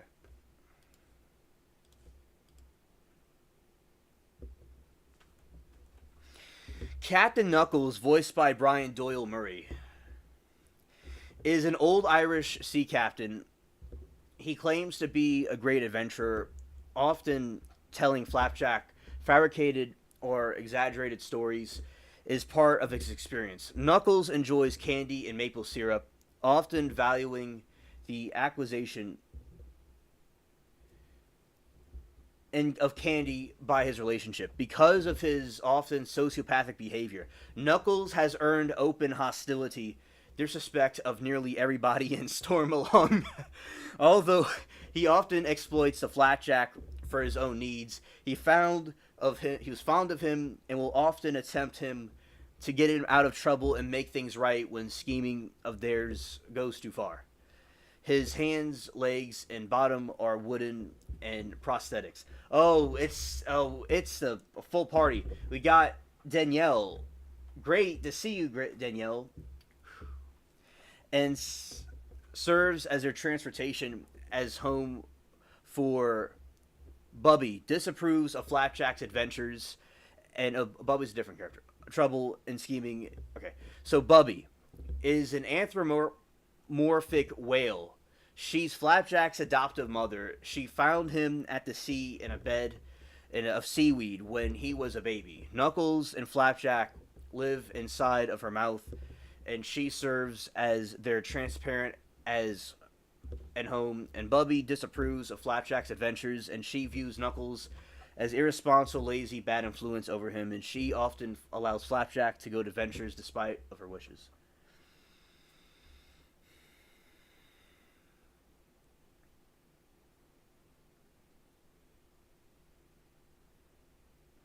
And also, age sends to be knocked into people, and I think he's learned anyway.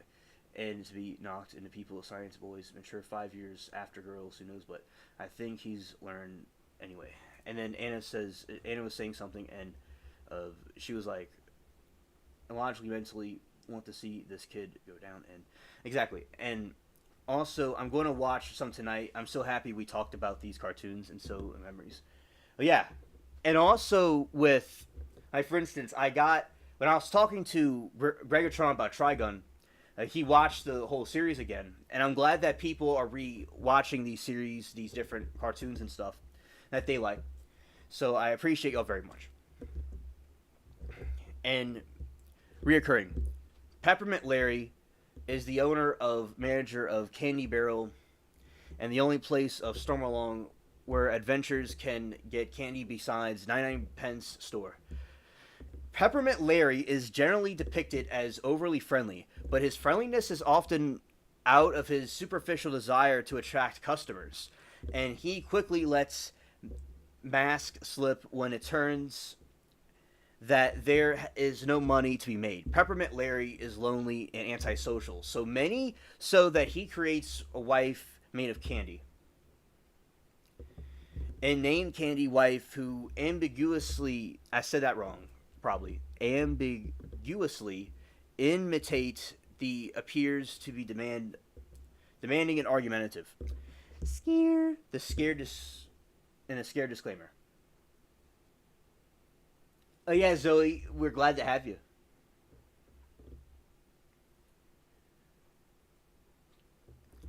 And Dr. Julius Barber is the resident doctor and barber of Stormalong.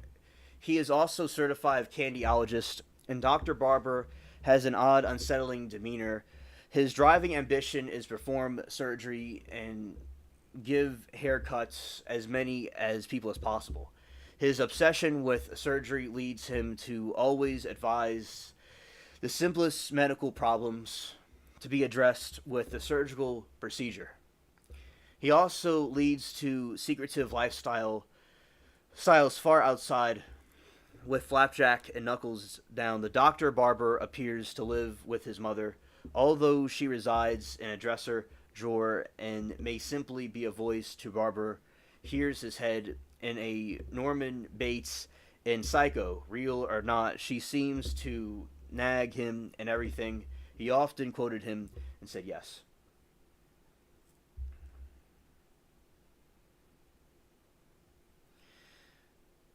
All right, good night, Amy. Thank you for coming. Thank you for coming. Okay. Kadada, thank you for. If you're leaving, thank you for coming here. It was very. I'm very glad you were able to stop by and tell us hello if you're leaving. And the doc hag, scared, scared, scared, skirt, skirt. And the doc hag, Darren Norris, is a law enforcer of the Stormalong dock, and she portrayed as a fat middle-aged woman with dark brown hair. She has a crush on Knuckles, making a doll out of him, kind of like the voodoo doll, and his dock tickets. She never shows his outside to her home, and usually... Okay, good night, Lynn. Usually cold and bitter. Everyone who comes into contact with her. She has a rotten nephew named Lawrence, who is almost as mean as she is. Scared.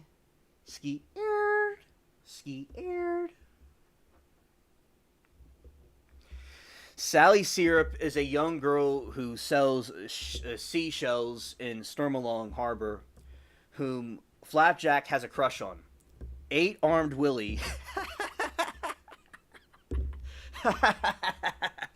Eight-armed Willie is a large, giant Pacific octopus with a cut sticking out from his head, resembling a hole.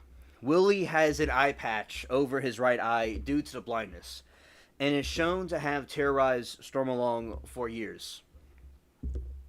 He is probably the reason the sea monster alarm. He's shown as an antagonist, but he seems to take care of Flapjack the sailor. You're not leaving yet, Libby. Okay, understood. I'm tripping. I'm getting scared. I'm all over the place. Lord. Alright. So, Patch is a mustached white sailor who hangs out of the Thomas. Thomas Hatch is a sailor with a bad temper. He is often seen walking off screen after being upset by someone and other sailors that try to comfort him. Give comfort. Skirt. Meow. And the investor, Jeff Bennett, is desirably a brother of the professor who creates the inventions to force... I see your question is G. I'll get to you in a moment. Forced labor. Okay, so inventor is drastically brother of professor who creates inventions for forced labor. For forced child labor. As Greg was saying, that's quite a scared... it's a scary cartoon.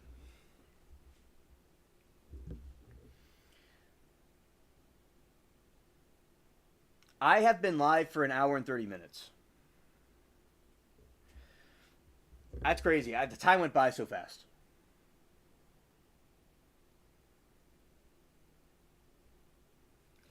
All right, my favorite movie is the funny movie. I have to think about it. I mean, like a funny movie. I'd say that.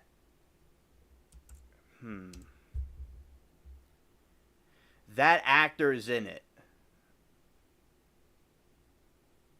I think.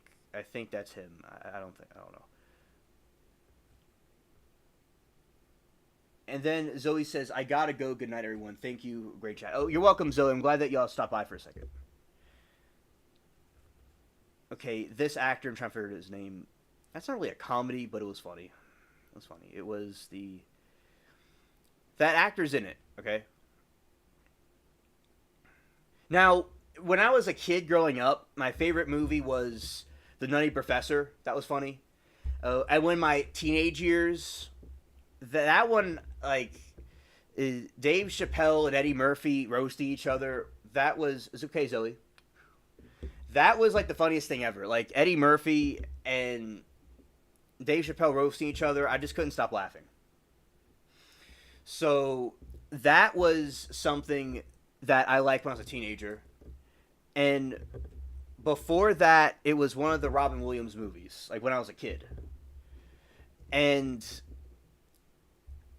then the other one was one that I saw recently, which I'm trying to get the name of, but don't know if I remember it. But see, I can't even find it. But it was a funny movie. Okay, Opportunity Knocks was funny. It was from 1990. When I was like an earlier adult, that's one that I like watching. Meow, meow, meow. The Hangover. Now, there's a lot of funny movies. So those. Let's see, The Hangover. I think I saw The Hangover. I think I saw that. That was a good movie too.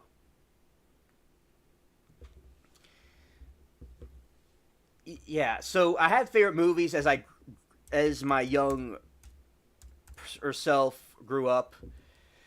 Now, oh yeah, Seth Rogen was in some funny movies that I watched when I was like 18, 19. Yeah, he was a very fun. I watched with my friend down the street. Yeah, and that was Seth Rogen was real funny in some of those movies. I don't remember all the names of them, but those are really good.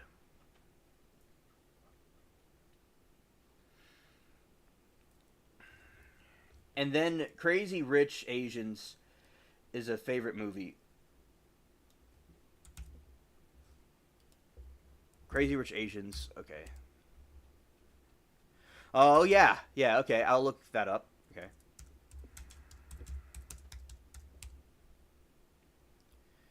Let's see.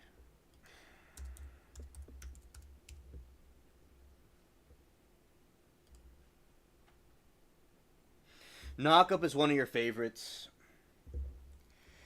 Let's see. The American Pie was that movie was crazy. American Pie. That was something that I thought I saw it when I was very young, and I wasn't supposed to see that if I did. And then I saw it when I was older with my friend, and I was just thinking about, you know, I was like, I've seen this before, but I wasn't supposed to see it. But that one was crazy. Yeah, that was crazy. And the Napoleon Dynamite, that was a classic one. That's a classic one. I watched that in 2005 or 4, whenever it came out. I remember when I was at the movie with my mom. Yeah, that was a very good movie of what's his name? Of Napoleon Dynamite.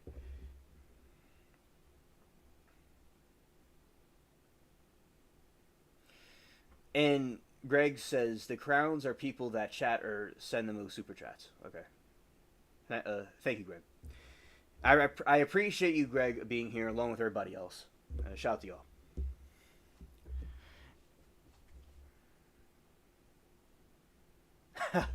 That's okay, Greg. That's all good. I hope you have a good time, buddy. I appreciate you being here when you were with me. Take care, buddy.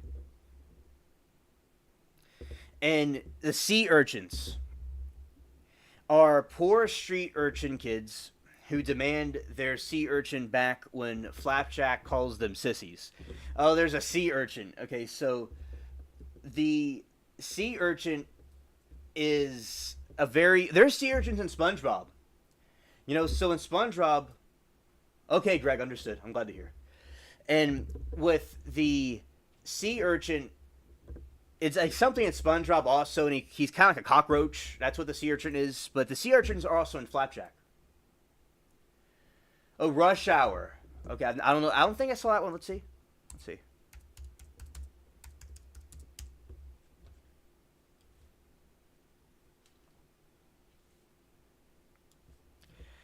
Yes, I saw that. I saw Rush Hour. That was hilarious.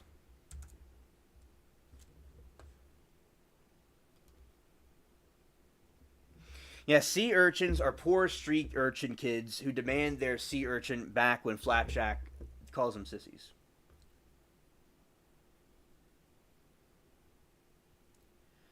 Yes, I do need to catch up.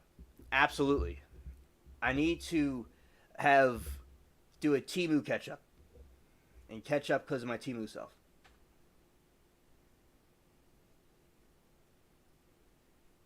Yes, G, right? Yes, I appreciate that.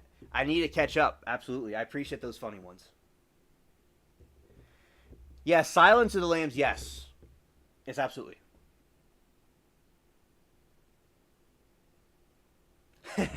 Hilarious for me. Right. And Rush Hour is the best. And Beverly Hills Cops is funny. I also want to say the classics. Like the Three Stooges were funny. You know, you had very funny movies and TV shows from the 50s and 40s that were very good. The shot, you know, in the 60s and 50s, they were very good, funny movies back then too. For instance, Pink Panther was very funny. Yes, I saw Coming to America. Bronson Pinchot. Yeah, so Coming to America, I saw that one when I back in like 2000. I'd say it was like the Christmas of 2008. It was a Christmas season, or it was November. It was Thanksgiving, or something like that. And I saw that. Yeah, that was hilarious. You are beautiful too, Zoe. Beautiful. Yes, yes, indeed.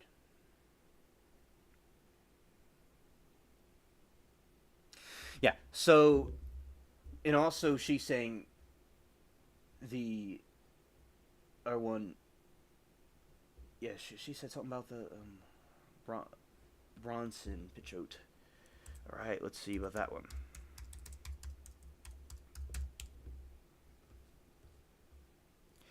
And going continuing here, we have the other parts of this where it's going to close, right?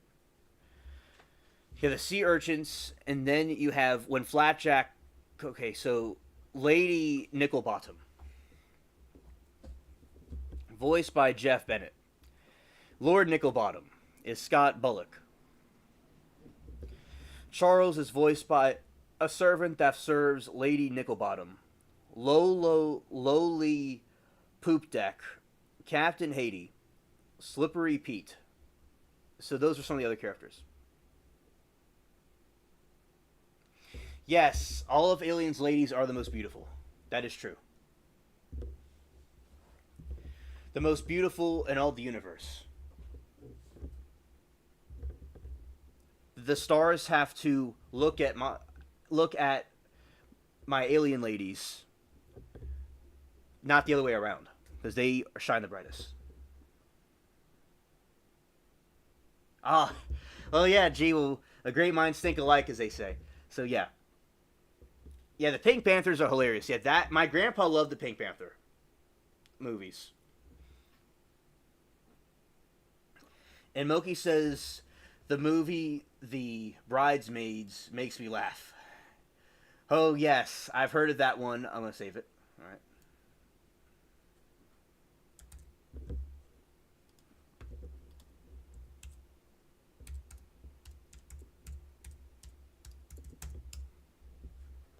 Yeah. Now that reminds me of the. No, it's the. I'm trying to think of that. There's these. I can't believe that there's this like TV show of girls, that women that my aunt likes. I forgot what it was called. Manager just came in chat and just said what it was. Oh, okay. Okay, Remy.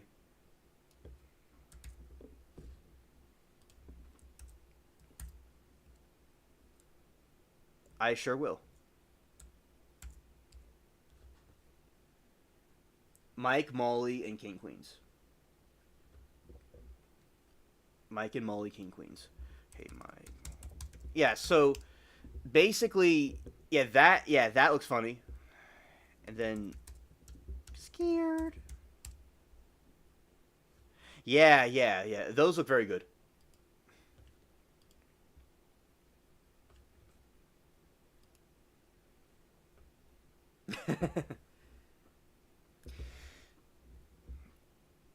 Production. As a child show creator, the Von Orman lived in Panama City, Florida, and used to fantasize about living near the dock and having adventures all the time. When he was 13, his family moved to Utah. Van Orman still dreamed of adventure.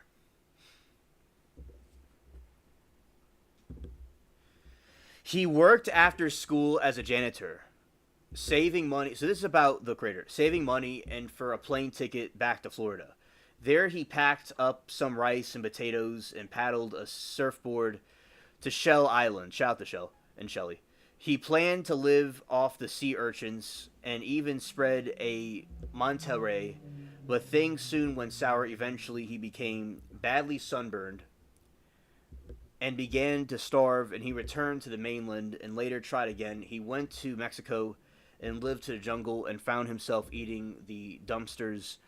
Orman took his failures in stride and chalking all these bad circumstances and part of the adventures. Yes, I saw Miss Doubtfire. Oh my goodness, that was one of my favorites coming up because I was talking about Robin Williams movies. Yeah, that one, my favorite. Yeah, and also basically, yeah, that was hilarious. Robin Williams was a genius. It's so unfortunate that he's no longer here anymore, but he was. Yeah, that was brilliant. We watched it as kids, like growing up, and like we watched because like we had the VHS tapes, and we watched it on TV. Those old TVs. You know what I'm talking about, and yeah, and I watched it throughout the years. I also watched Captain Hook, where he was Peter Pan. Yeah, and also like Jumanji. She didn't like Grey's Autonomy. Okay, and The Heat and Sandra Bullock and Tammy Chick. Oh, okay. And typed over here. Anyone watched the Grey's Autonomy before they deleted everyone off? Yeah, I did not see that one. And yes, Miss Moke Rosine, to why I'm forgetting somewhere, def missing somewhere. And okay, so many of Van Orman's influence included the likes of Jerry Larison and Jim Henson, and even his old boss Craig McCracken. Van Orman was well known in his work other Cartoon Network shows as Powerpuff Girls. Oh, he did Powerpuff Girls. I didn't know this. The same creator of Flapjack created the Powerpuff Girls. The Grim Adventures of Billy and Mandy. The Camp Lazlo. Oh, I love those. And he also cited Max Fisher's Richard Scarry, Ronald Sterler, and Maurice Sendak. Joe Murray, Sergio, and Aragones, and E.H. Shepard, Mercer Mayer, and Robert Crumb as his influence.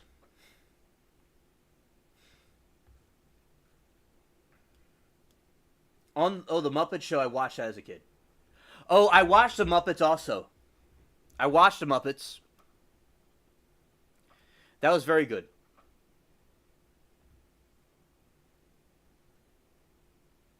It was overhyped.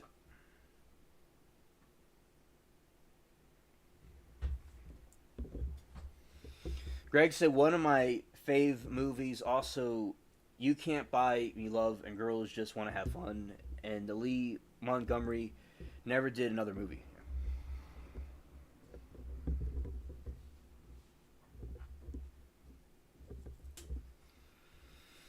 Oh, I like watching Bewitched. That was a good one. I watched the TV show, and I watched the newer version as well. And also, this is I want to say shout out to the Twilight Zone. I was watching it during New Year from 4th of July. I've watched it since I was little. That's an excellent show, Twilight Zone. I had to throw that one out there. Shout out to Twilight Zone. And we have the original extended theme song for the show was used only once for a musical special titled "All Hands on Deck." In the Modest Mounts singer Isaac Brock, a fan of the series, provided vocals for the version of the special. Van Orman attempted to pitch the concept of Cartoon Network in 2001. He created a short and incorporated many childhood favorites with visual inspiration from the adventure of the novels. His first pitch was rejected, but he received a lot of feedback and repitched the concept in 2003.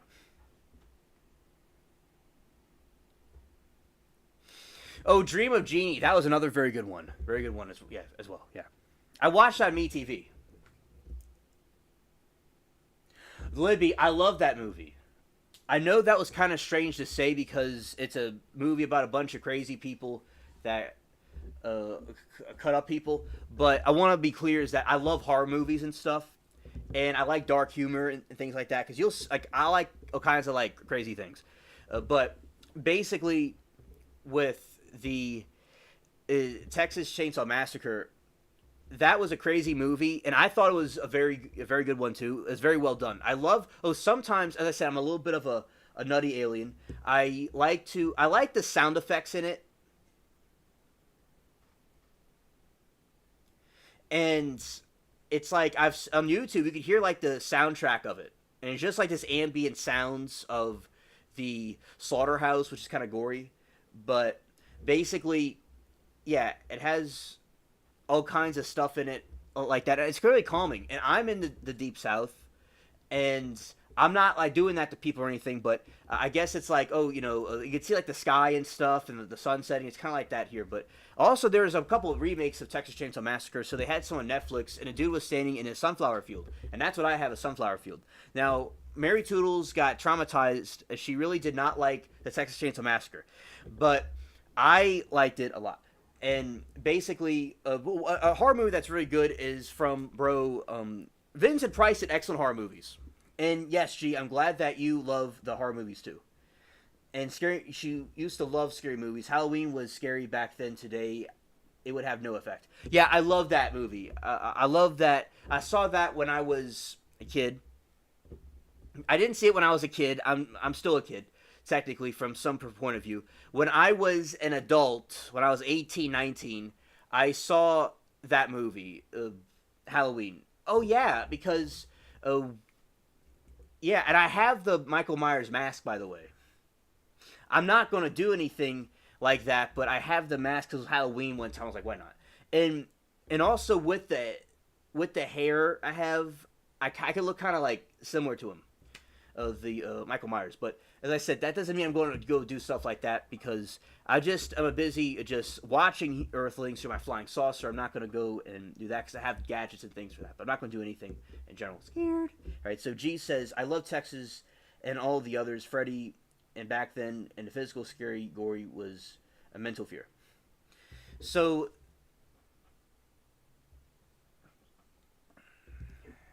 And G said, I'll punish you if you do anything like that. I will not go to your trial.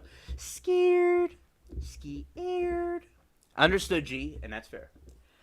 And I remember when I was watching the Freddy, so there is this place over, and there was this Halloween, a Spirit Halloween store. They had the Freddy sweater. And that's cool that they make merch like that. You could have like these type of sweaters and stuff. Yeah, scared.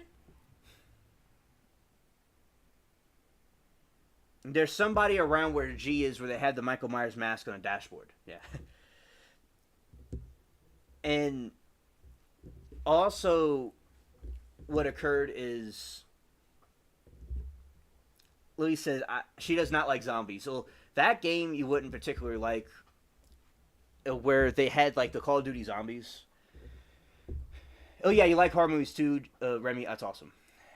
And G's mom hates scary movies, and she used to tell who pays and gets scared. And we loved roller coasters, and she'd be like, "I never pray in fear." Oh yeah, you make sure I got everybody.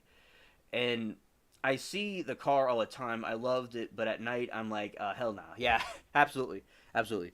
And also something fascinating about Michael Myers is that there's the Curse of Thorn. The White Man. Hello, buddy. Thank you for all you do, and very generous. A shout out to you, the White Man. And also, basically, we have Paul. Okay, so with those movies, you have, yeah, I can imagine that the mask being scary at night. So with the Michael Myers movie, that's very fascinating to me, is that the Curse of Thorn is basically a Celtic constellation that falls under Halloween in the movie, and it is where this curse happens, where the ancient, like Remy and I were talking about the Druids from the ancient Britain that used to be there, and the magic they used to practice over there. So it comes from that group, and there is, in this story, somebody had to sacrifice the entire town, his family, to protect the village. So that is how you are. He was supposed to do that. So he was a descendant of somebody from that bloodline, so he was brought back. And I saw the one where they did the ritual, or they had something going on, and I learned about the Curse of Thorn. I was so fascinated by it my senior year. And also, it's like a pea looking thing. It's 110 degrees. That is very hot indeed. And at nighttime, I can see a constellation. I think it's the dragon, but it reminds me of the Michael Myers constellation.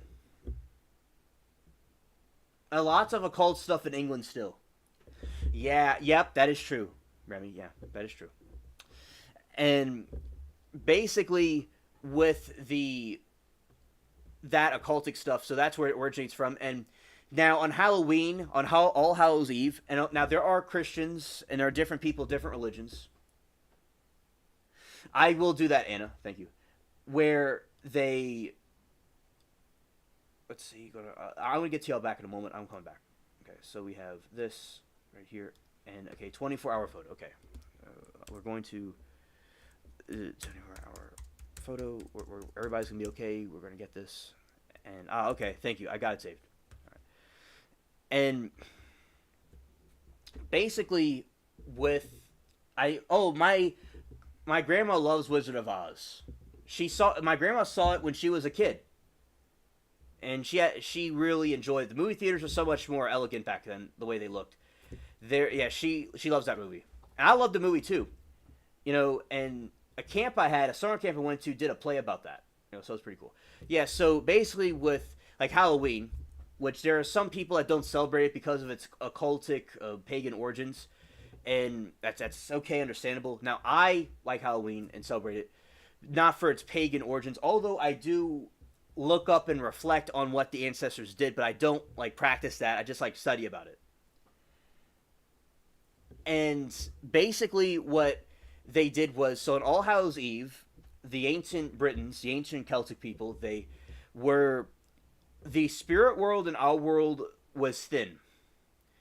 So say you would have a lot of creatures these spirits, maybe they would call them jinn, these different things. Usually they're associated with, not all evil, but some are evil.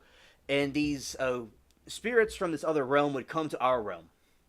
And people would dress up as scary things to blend in with them while they were there. So that is what they did. And when the Scottish and Irish people came to the Americas, they brought the tradition here. And also, originally a jack-o'-lantern was a turnip. When Jack did a bet with the devil, the devil didn't want him in hell.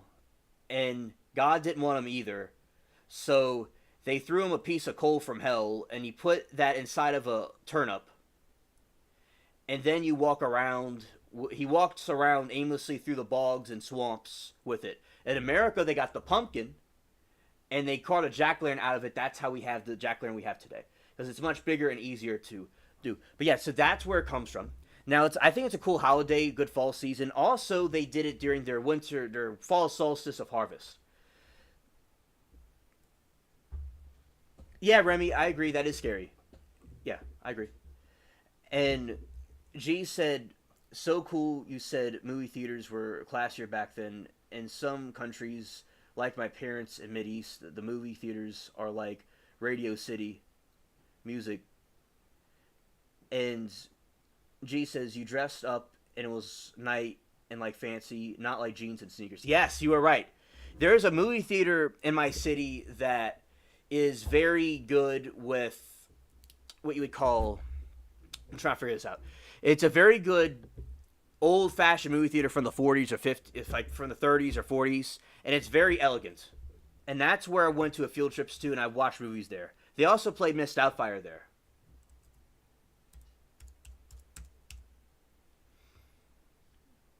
Oh, Cujo. That is scared. Scared. It looks scary. I've never seen it, but it looks scary. Yes. Yes, G. That's true. Yeah. Oh, Moki. I I have a grease jacket, but it's 10 years old. It's like over 10 years old. So it's old and kind of worn out, but I used to wear it at school. And yeah, I wore the grease jacket. And I look a lot like the characters from that movie Grease with my hair fixed up. And I used to wear it at school. Oh, yeah, I looked. Everybody said how great it was. And also my school did a play. They do plays. My school is very theatrical. My school is very classy and you say traditional. And they did plays all the time. They're very into theater.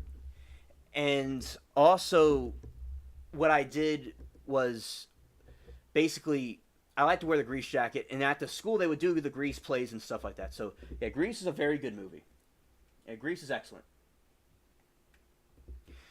And yeah, so yeah, that movie was very very cool, very cool. I loved it, and I liked my school liked it. It was very cool. I am in NOLA, New Orleans. That's where the city I'm referring to is where I am. And also, yeah, so that is the city that I'm referring to. Yeah, John Travolta is awesome. Yeah. Oh yeah, he's very funny. Yeah. Oh, Moki, I like Welcome Back Kotter too. I saw him in Grease first, but yeah, Welcome Back Kotter is very good. Yeah, hilarious Danielle. Yeah.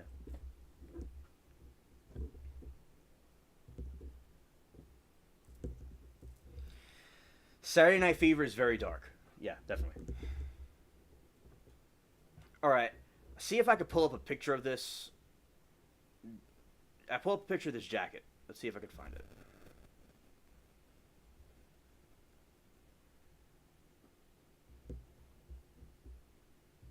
Urban Cowboy. How about the baby talking? John Travolta did. Look who is talking. Yeah. Yeah, he's very funny. Yeah, hilarious. Oh, that is awesome.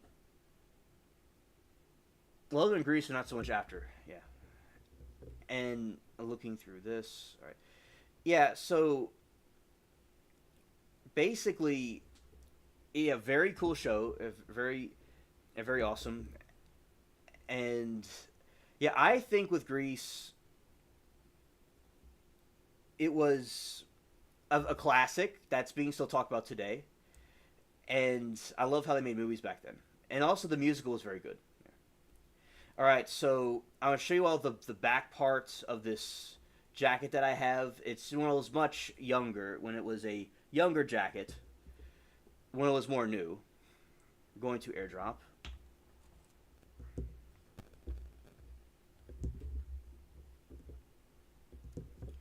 Smack.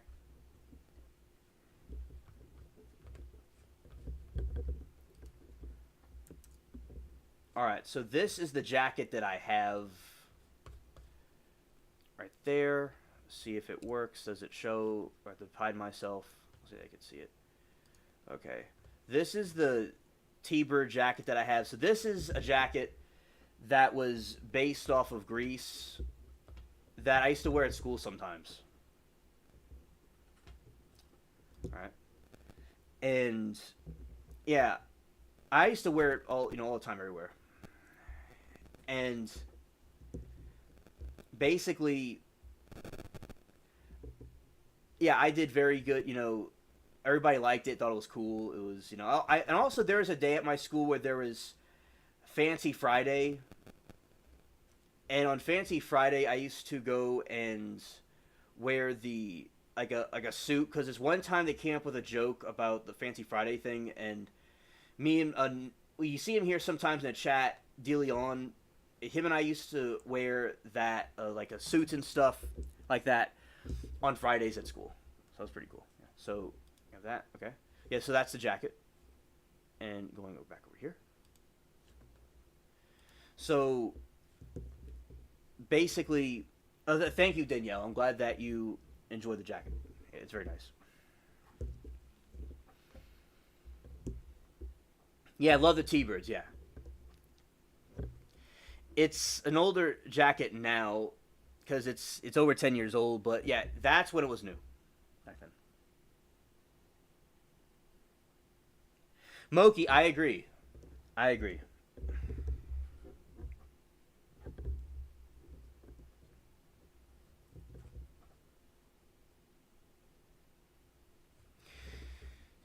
And basically, otherwise, I think he would have left that after his son passed away. His would have left after his son died. Yeah, and I've heard about him. Yeah, yeah, facts, Mookie. I like that. Yeah, that was a very good scene. Bro was like, shocked. He was like starstruck, absolutely starstruck.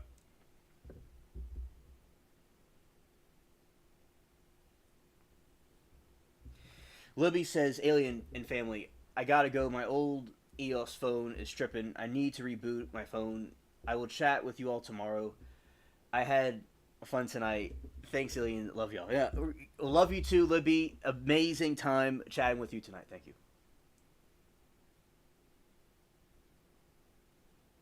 Yes, facts, Wookie.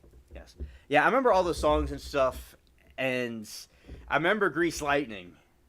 That was that's a very that was a very cool thing. Yeah, and they're gonna remake the car in Grease Lightning. Go Grease Lightning. Oh yeah, that's very catchy.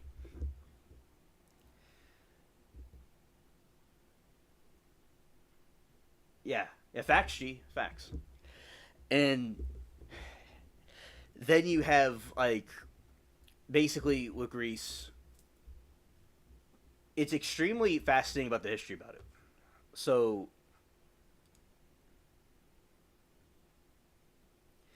we got Grease movie. Grease movie. All right, so let's talk about the history of the Grease movie. Yeah, scared. Yeah, Scientology is hilarious. Atheists and religious people alike, you know, think that it's the origins of the story are a little bit quite out there, and basically, yeah, scared scares me too, Anna. Scared. And basically, Grease is a 1978 American musical.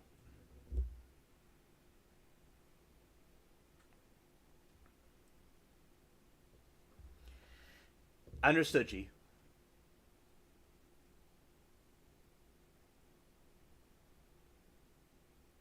No God will ever tell you to cut off ties with your mom. Actually, the what they believe in is like there's this alien dude, and it has to do with him. So yeah, I don't want to. I don't believe it was an alien being that did all this. It was a God of Abraham,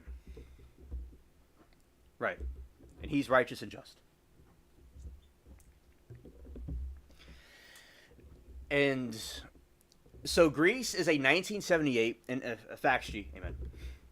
Grease is a 1978 musical romantic comedy film directed by Randall Clesier, his feature directorial debut from the screenplay of Brennett Woodward and the adaptation of Crow producer Alan Carr.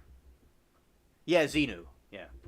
Based on 1972 stage musical at the same age, Jim Jacobs and Warren Casey, the film depicts the lives of the greaser Danny Zuko, John Travolta, and Australian transfer student Sandy Olsen, who developed an attraction for the other during the summer romance.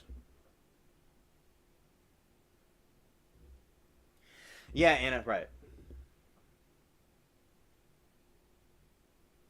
Yeah, they. Yeah, gee, that's a scary machine.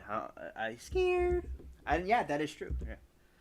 And Daniel said goodnight all, and she loves the chat. And Danielle, have a very good one. Thank you for coming by. Y'all used to act like greasers. Ah, that's cool. That's awesome.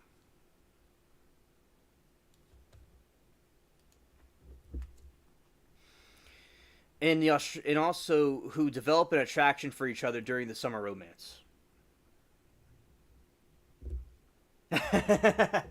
Yeah, yeah, hilarious, Danielle. Jeez Louise. Yeah, yeah, I know you're talking about. And nope, it's very basic knowledge. It doesn't take genius would know. A real god would never ask you to do those things that are not peaceful. Right. And Grease was released in the United States on June 16, 1978 by Paramount Pictures. The film was successful both critically and commercially, becoming the highest grossing musical film at the time. Its soundtrack album ended in 1978 as the second best selling album of the year of the United States, only behind the soundtrack of the 1977 film Saturday Night Fever, which also started Travolta in the song Hopelessly Devoted. Academy Awards. The film also received the 5 nominations of the 36th Globe Award, including Best Motion Picture and Musical Comedy, and 2 original songs for Grease and You're the One I Want. In 2020, Grease was selected for a presentation to the United States National Film Registry, Library of Congress, being culturally, historically, aesthetically significant.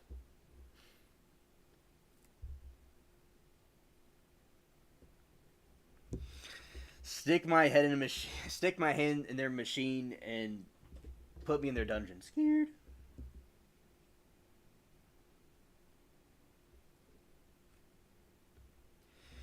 And G said, she said, Moki, and everyone wants to land the gorgeous Danny in our shows, and arrogant today he was then, and he was the perfect Zuko, and even Zuko was much kinder. And Moki says, my mom tells me stories about seeing Grease, lightning, as a little girl, and being horrified by the lyrics coming out my mouth. Well, that's hilarious. That's hilarious. A sequel called Grease 2, which I did see Grease 2,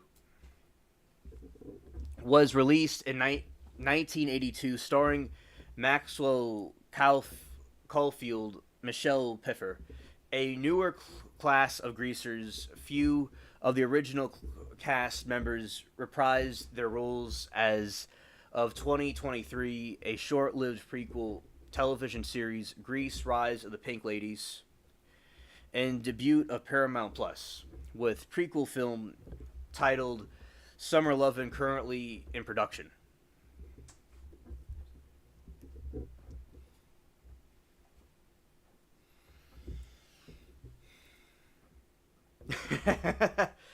Yeah, I know, right? Gee, the times have changed so much. Everything has gone in such a crazy direction. Yeah, definitely. And the plot. In the summer of 1958, local boy Danny Zuko and vacationing Australian Sandy Olsen meet at the beach and fall in love. When the summer comes to an end, Sandy frets that they may never meet again, but Danny tells her that their love is the only the beginning.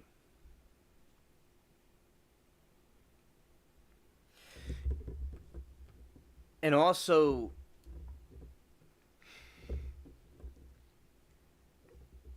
G said, Moki, we were in Barnes and Noble, and the other, my daughter, loves it.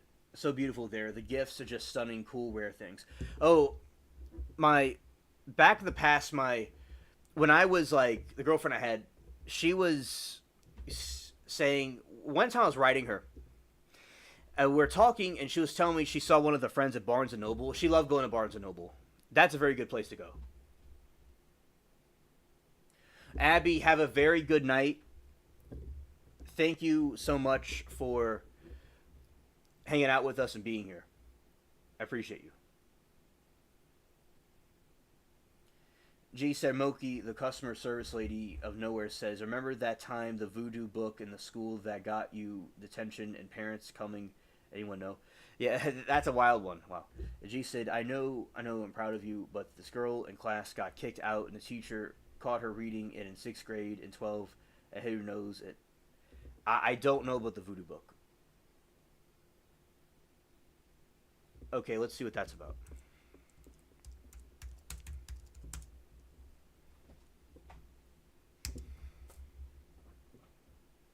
Well, the voodoo book is a real thing. Wow. Scared.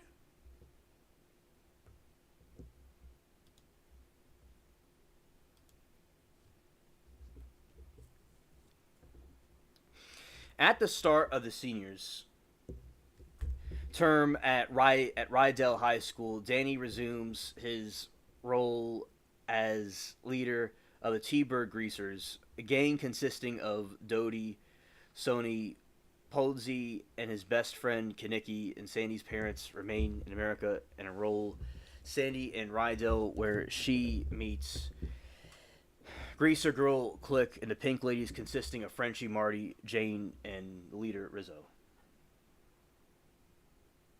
They got kicked out for reading forever. Scared.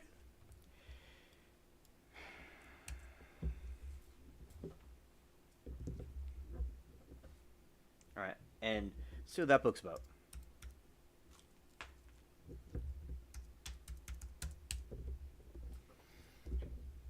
Scared.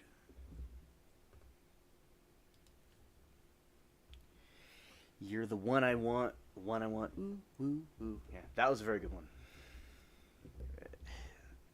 I remember all the lyrics. I remember everything. Danny and Sandy recount their brief romance in their groups. Sandy recalling a romantic summer, and Danny implying the more physical experience. When Sandy finally says Danny's name, Rizzo arranges a surprise reunion at a pep rally where Sandy meets Tom, a jock, and Kaneki unveils his new used car, the Grease Lightning. Go, Grease Lightning, going at a quarter mile. Grease Lightning, go, Grease Lightning.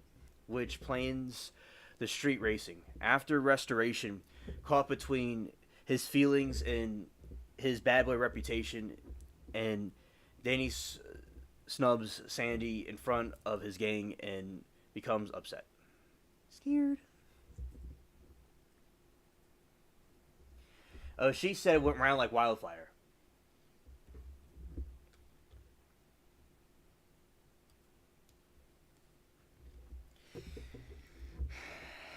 And also, you have this. There was this book that she had where when we were in the classroom, and it was just like this book about this a kid in England that's watching the creepy stuff. Like, not creepy, but he's watching his parents do sexual things like through the peep of through the door lock, And he goes and says how, it's talking about it in the book in detail, and that's what we're reading. So yeah, he didn't know Craterface's name was Leo. Scared. Oh, and Kristen B got in trouble, and they had won, and there's been an argument, and she secretly passed it to the others, and her mom got it from her. Oh. Craterface died of AIDS. Wait, a Kinnickle. What about Pineapple Hair? Scared. At a pink ladies' pajama party, Sandy falls ill from drinking and trying a cigarette and having her ears pierced by Frenchie and Rizzo, and after mocking Sandy's wholesome and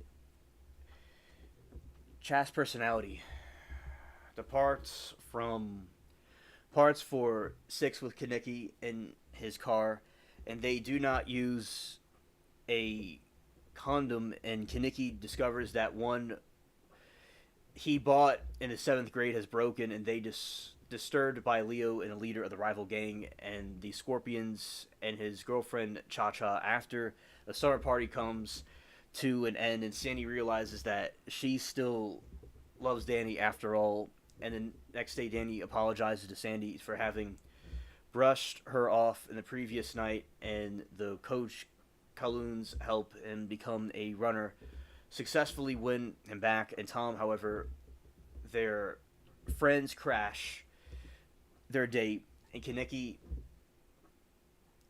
yeah, that's true, and Rizzo break up after an argument after the disastrous beauty class leaves Frenchie with candy pink hair. She drops the beauty school and reluctantly returns to Rydell to complete her high school education.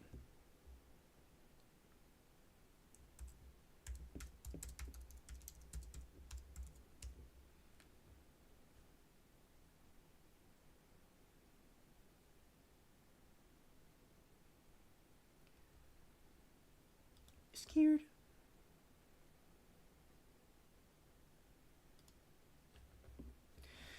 At a pink ladies' pajama party, Sandy.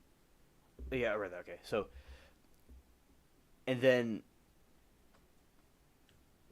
Next day, Zuko apologizes to Sandy for having brushed her off in the previous, and the coach, Kowloon's, about that. And during the school dance at the broadcast national bandstand, the host by DJ Vince, Frontine, Rizzo, and Kaneki spit at each other by bringing Leo and Cha-Cha as their dates.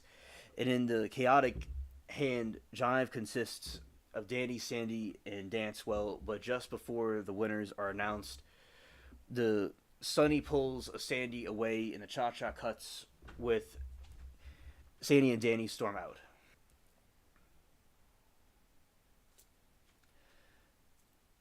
G hates death or illness talk at 4:30 p.m. Yeah, scared. Okay.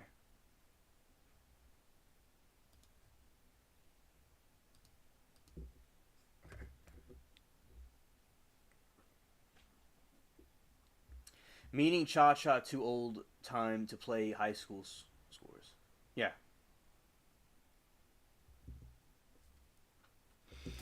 Death smiles at us all. All we could do is smile back.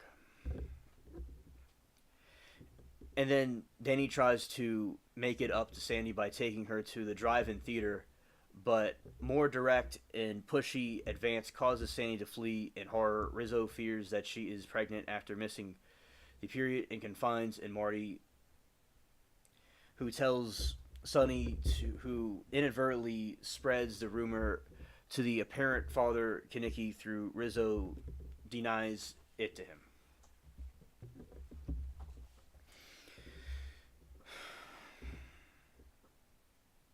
Yes, Amenji. On race day, Kaneki is struck in the head by his own car door, so Danny takes the wheel and winning the race, and Leo spins out.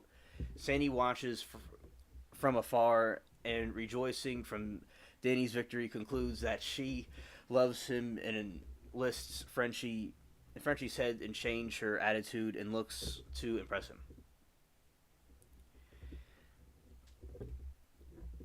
On the last day of school, Rizzo finds that she is not pregnant and reunites with Kaneki and is in the carnival. And Danny and Sandy find each other, and they have changed for each other. And Danny has become the letterman, Sandy a greaser girl, and the two depart in the lightning car, which flies away in the sky.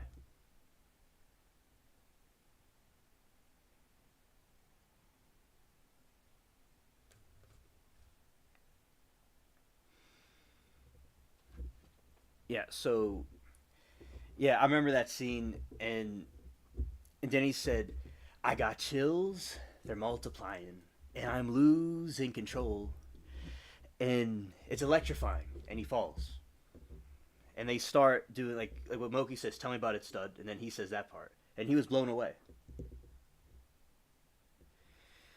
Anna, you certainly deserve a crown. I'm going to get onto the YouTube Squire about this. You know, the YouTube Squires get the program to give you the crown. And I like how the thing is moving up and down, back and forth, and they're dancing on the different things and the different amusement park rides.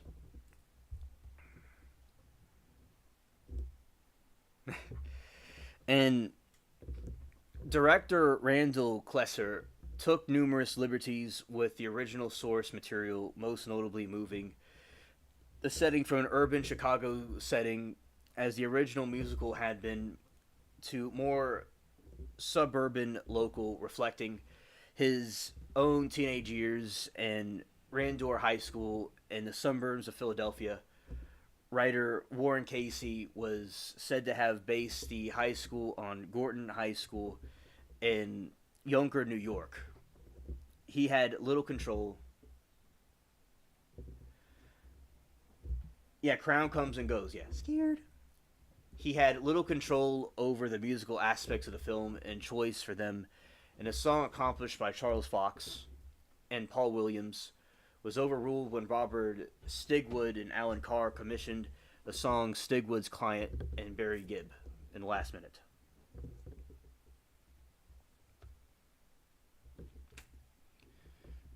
John Travolta had previously worked with Stigwood on Saturday Night Fever. That's what y'all were talking about. Yeah, that's what y'all were talking about. Recorded the top 10 hit Let Her in 1976 and had previously appeared as the Doty touring production and stage version of Grease. As part of the three-picture deal, the Stigwood Travolta was given the lead role after Henry Winkler. Henry Winkler's a cool dude. Turned down the role for fear of being typecast as a greaser character. Winkler would later regret the decision. Director Randall Klesser had never directed theatrical feature before, but has directed Travolta in the 1976 telefilm The Boy in the Plastic Bubble. Klesser helped Travolta maintain the focus as grieved the death of Diana Hillen and his girlfriend and his scream mother. Before Newton John was hired, Alan Carr was considered numerous names such as Carrie Fisher and Margaret and Deborah Rafflin. Susan Day and Marie Osmond for the role. Fisher, who had recently finished Star Wars, was ultimately rejected because neither Stigwood, Carr, she could sing, and Osmond almost took the role before she realized the extent to which the character transformed into a rebel and turned it down. Star going coconuts. Instead, Carr eventually closed Newton John after the chance to encounter the soiree hosted by Helen Reddy.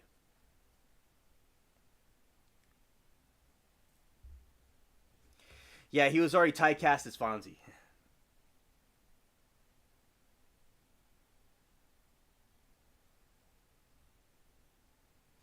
Okay, Moki. See you in court. Thank you so much for hanging out with us.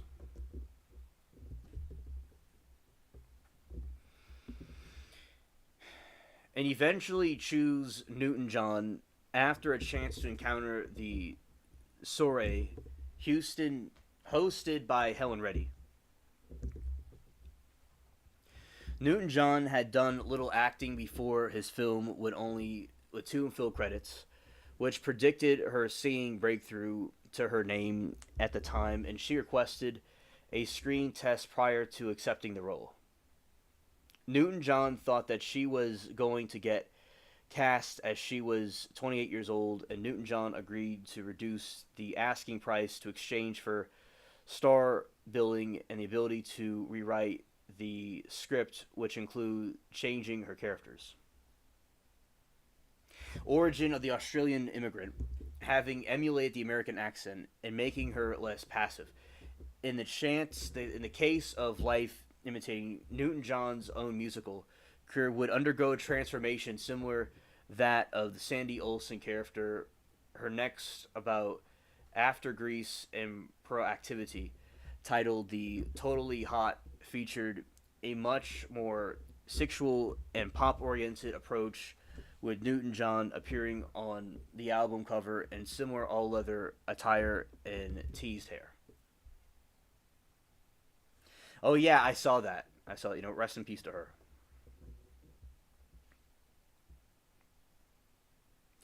Luton Luff, who later would be cast in Grease 2, Luca Enriquez both auditioned for the part of Rizzo, and a talented car Stockard changing was cast several years after her last major film, The Fortune.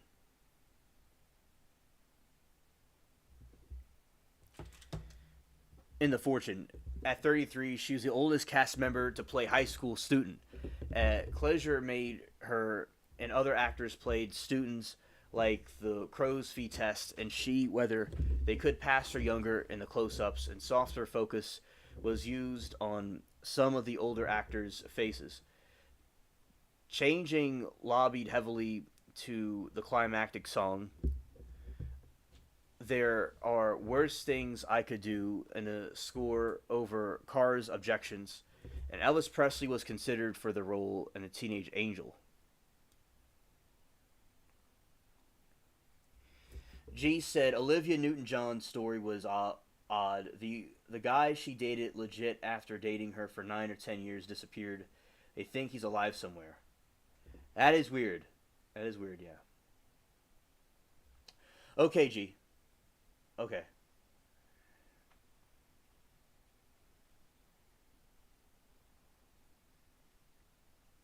There are worse things I could do than go with a boy or two. And I need to leave for in a few as well. And Grease 2 is horrible. Yeah, I saw Grease 2. The dude had good penmanship. Like some of the remakes. Oh, did you know there's a Texas Chainsaw Massacre 2? That one is not as famous, but it's still a movie. And some of the remakes weren't as good of these classic movies, but a lot of the movies are pretty good in the broader sense of things. If that makes any sense. All right, so Elvis Presley was considered for the role of the teen angel, but died before the production. Marie Osmond's brother and duet partner Donnie Osmond was another potential teen angel before Avalon was cast, as was Frankie Valli, who had been given the choice of either singing the theme or appearing as a teen angel. He chose a former, believing that the theme to be a song more likely to be a hit.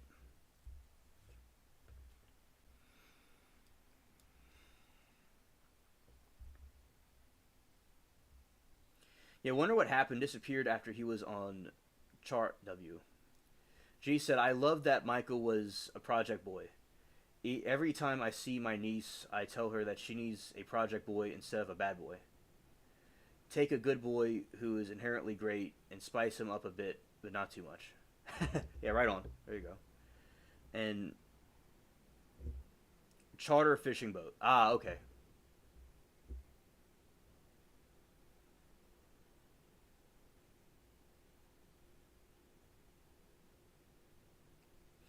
They say he left her. He was depressed. Oddest situation I've ever heard.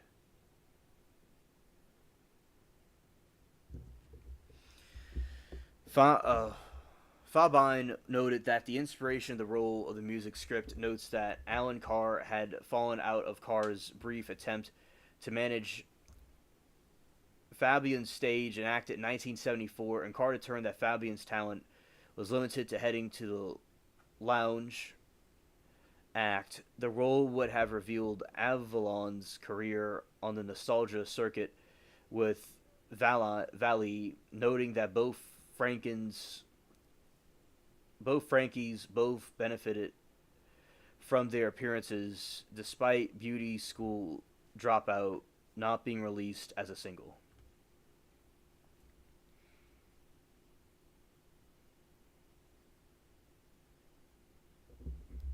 Scared. Jeff Conaway, like Travolta, had previously appeared in. Okay, Alien, do you know who Donny Osmond is? Let's see. I don't know if I know who this is. I think I do. Donny Osmond.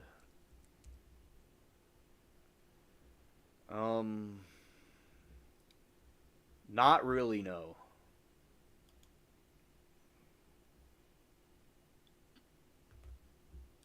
Let's see if he was in something that I know of. Maybe he was in something that I know. Let's see.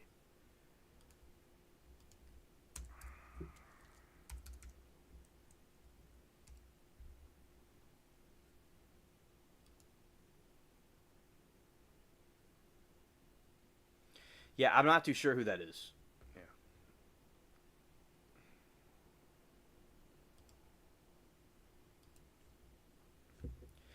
Yeah. To answer your question, okay.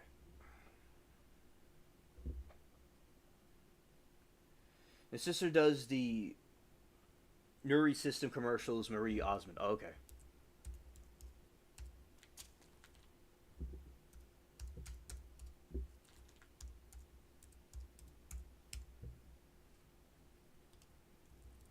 Okay, thank you, G.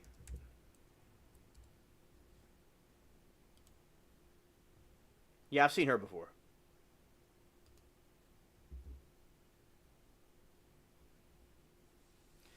Oh, okay, Anna, thank you. A scene group, if the brothers, is like 60s, 70s, like Jackson 5. Oh, okay. Thank you.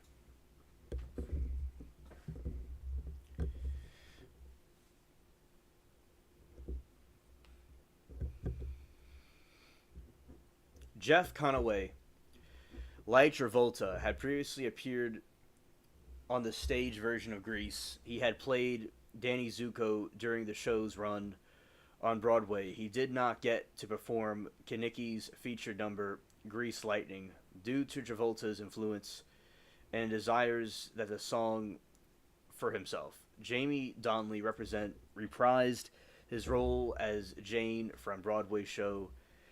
The only cast member to do so, her hair has begun to gray, but at this point she had to dye her hair to resemble her stage character.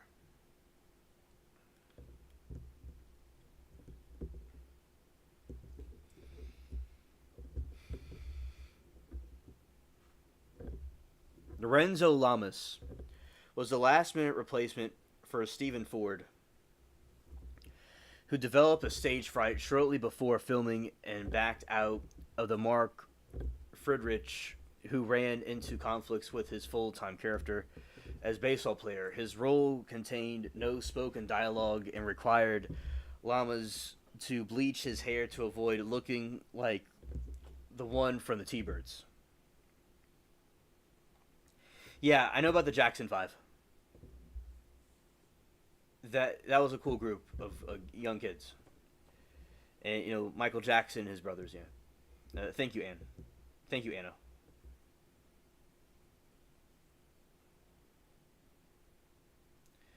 Oh, okay. Good to know.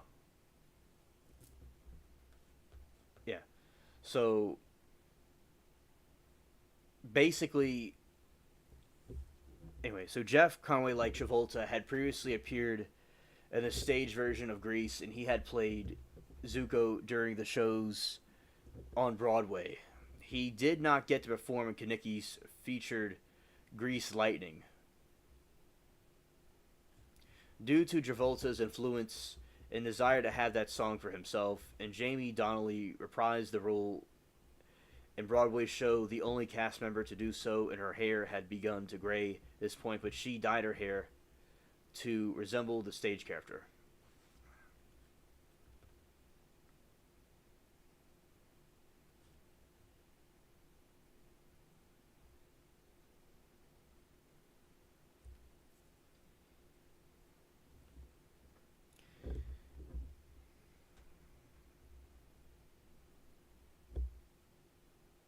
Yeah, exactly.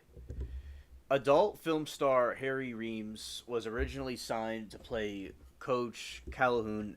However, executives at Paramount nixed the idea. Concerns for his reputation as a prawn star would hinder box office returns in the southern United States, and producers like cast Sid Caesar instead. Caesar was the one who served as a veteran of the 1950s television Eve Anders and Frankie Allion. John Bondel and Brains, and Alice Ghostley and Dottie Goodman.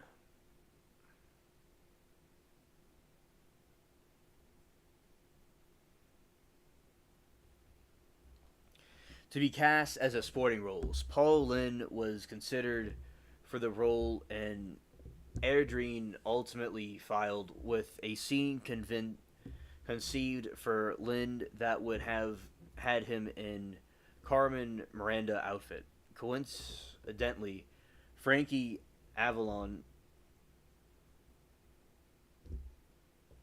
Okay, good night, Anna. See you tomorrow at the trials. All right, peace.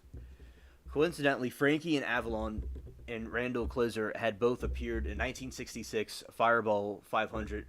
Later, it was the extra.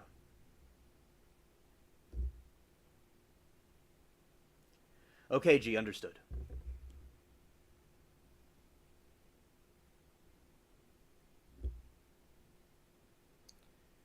Read a little bit more, and that'll be so. Okay, so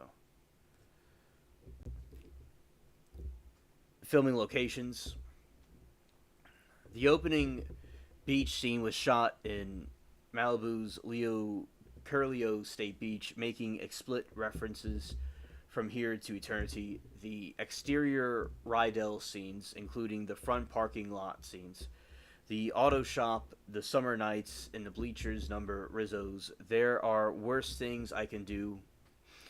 Number the basketball and track segments in the interior of the gymnastics gym shot at Venice High School in Venice, California during the summer of 1977, and Rydell interiors, including the high school dance, were filmed in Huntington Park and high school. The sleepover was shot at a private house in East Hollywood, and the Paramount Picture studio lot was location in the scene to involve the Frosty Palace and the musical numbers and Grease Lightning and Beauty School Dropout.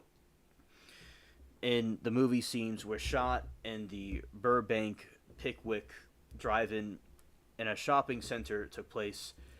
The race was filmed at Los Angeles River between the 1st and 7th Street Bridges. How many other films have been shot? The film scenes in the Carnival place John Marshall and Lewis furthermore owning the budget cuts of the scene in Los Angeles. All right.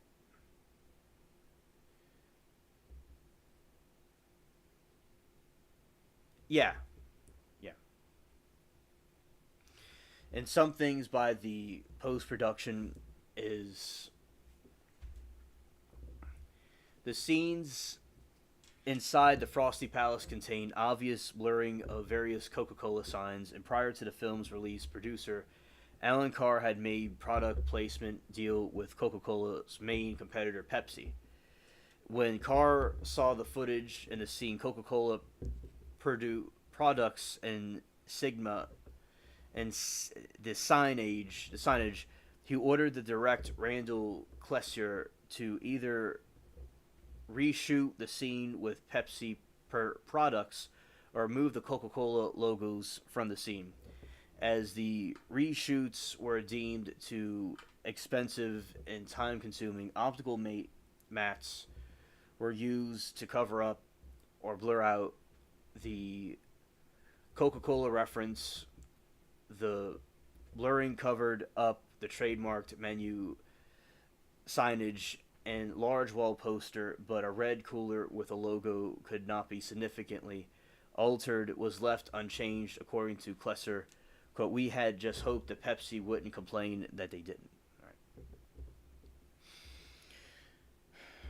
Due to the editing error, close scenes when Danny and Sandy were kissed was removed from the finishing print and lost before the theoretical release.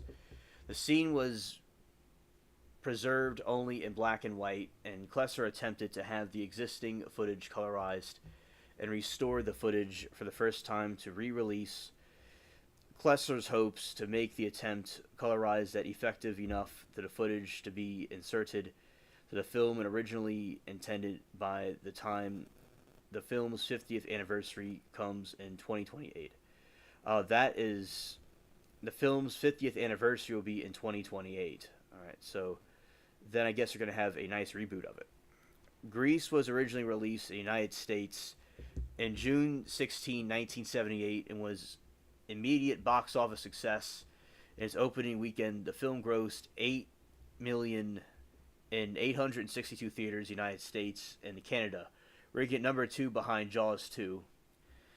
And the box office for the weekend, and with all-out opening weekend losing the opening weekend, topped box office following weekend with gross of facts. A 7 million in set records and gross days of 40 million after 66 days. It had grossed 100 million and became the Paramount's second highest grossing film behind The Godfather, and ended initially with a gross of 100 million, which the highest grossing of the film of 1978.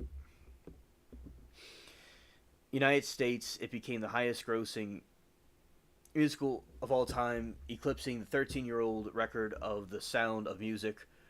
Worldwide gross of 341 million. The United Kingdom opened a record of 2.2 million in the first 8 days. It went on to become the highest grossing film in the UK, with grossing of 14.7 million. It was released in May 18, 1979 in 1,248 theaters in the United States and Canada, except for the New York area, which opened weeks later. Paramount's biggest ever saturation released a time of grossing of 4.5 million in its opening weekend. The film played for 4 weeks and was paired with the PG-rated version of Saturday Night Fever in late June. During the reuse Overlook The Godfather, as Paramount Pictures highlighted the grossing film and anniversary with 28 million in the United States and Canada. It remained the highest grossing live action music until exactly G. In 2012, when it was overtaken by Les Miserables, and remained U.S. champion until 2017, when it was surpassed by Beauty and the Beast, again in 2024 with Wicked, in the installment of the musicals of 2 adapted. Discounting inflation, Grease is now the 7th highest grossing live action music worldwide. A further reissue of the 40th anniversary of the 2018 gross of 1 million to date. Grease had grossed 198 million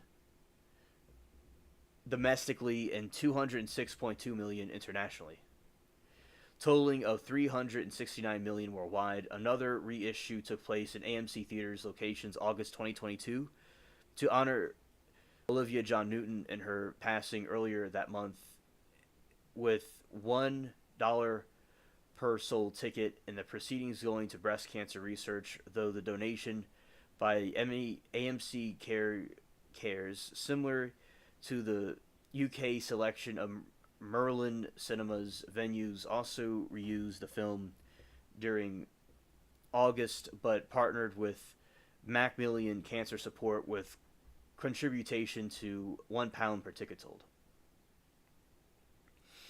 Hello, Tons of Fun Carving. It's good to see you, buddy. We were talking about movies, and I'm talking about the Grease movie for a moment. I hope you're doing well, buddy.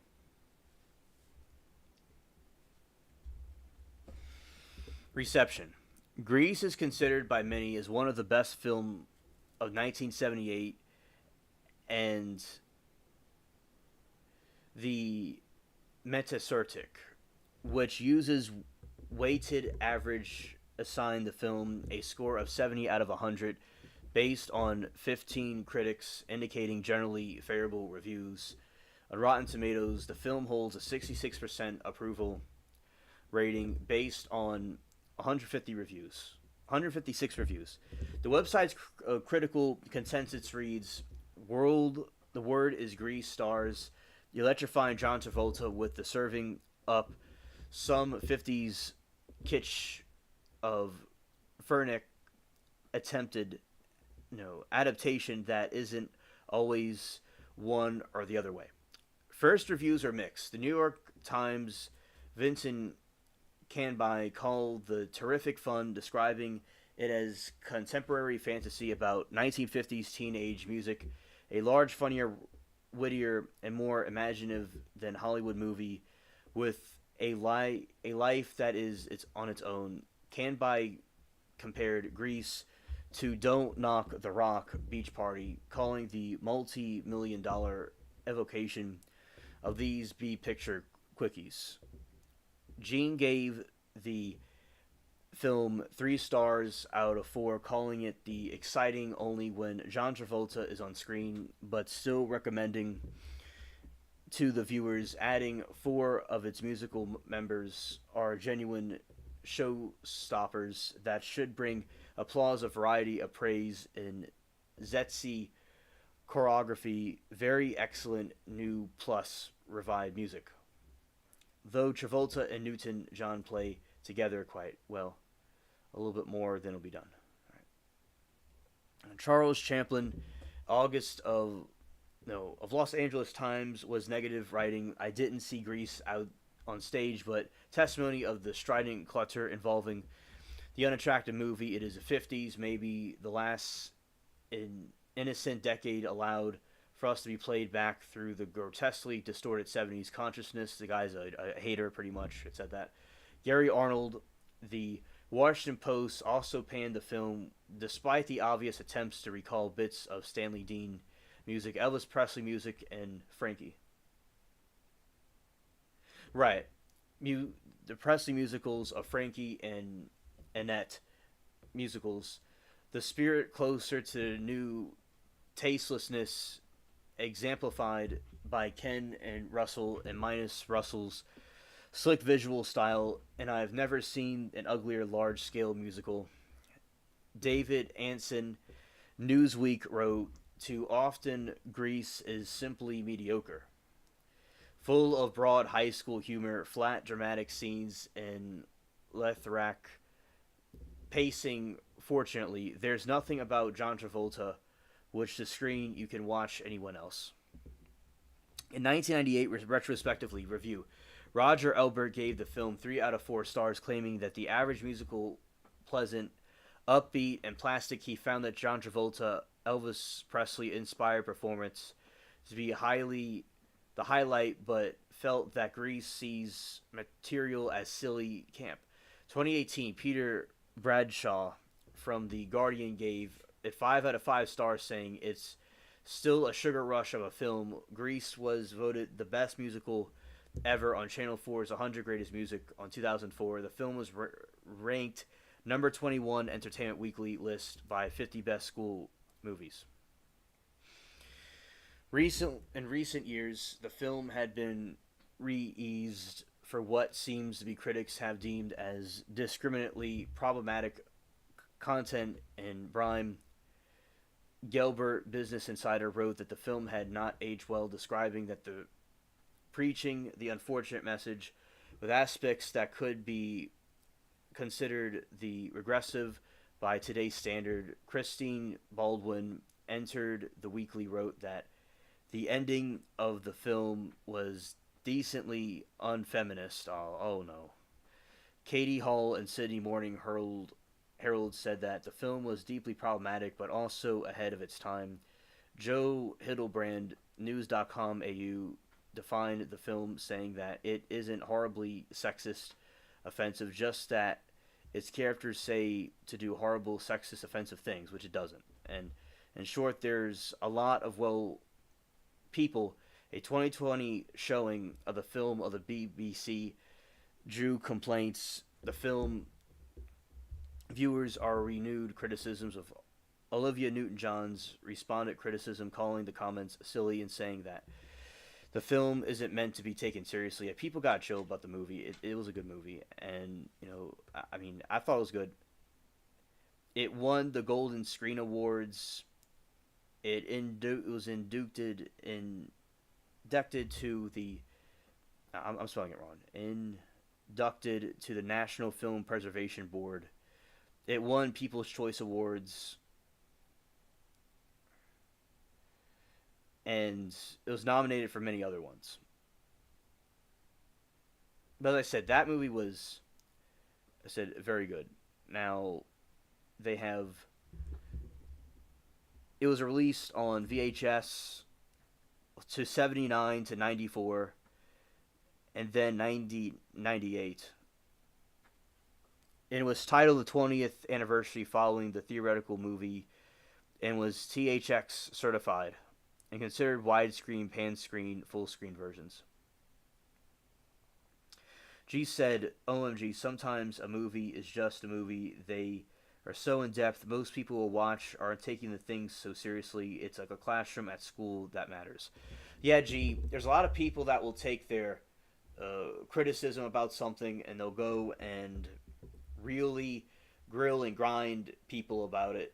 And it's just taking it too seriously. Yeah, I totally agree. Yeah, you still have people like that now. It's just ridiculous.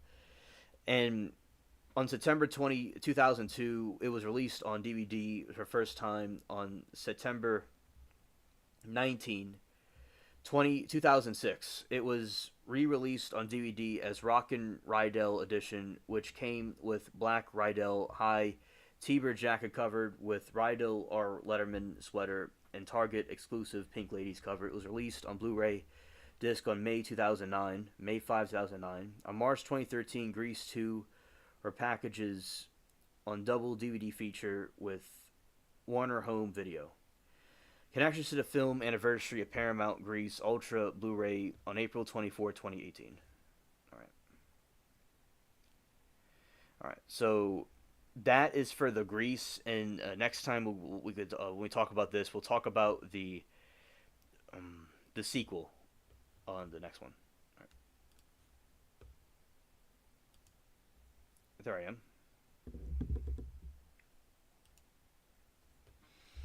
All right. All right, so yeah, so that was the covering of a couple of different cartoons in Grease. Yeah, very good commentary chat with it. All right, okay, so that'll be it for this stream. All right, so I want to thank everybody for coming here. We had a good stream as we were doing it. Okay. So, and G, thank you for being here and helping out in chat, and everybody else that came here and is lurking and stuff like that. Thank you, everybody. And that'll be it. And peace. Did it work? I don't even know. It worked.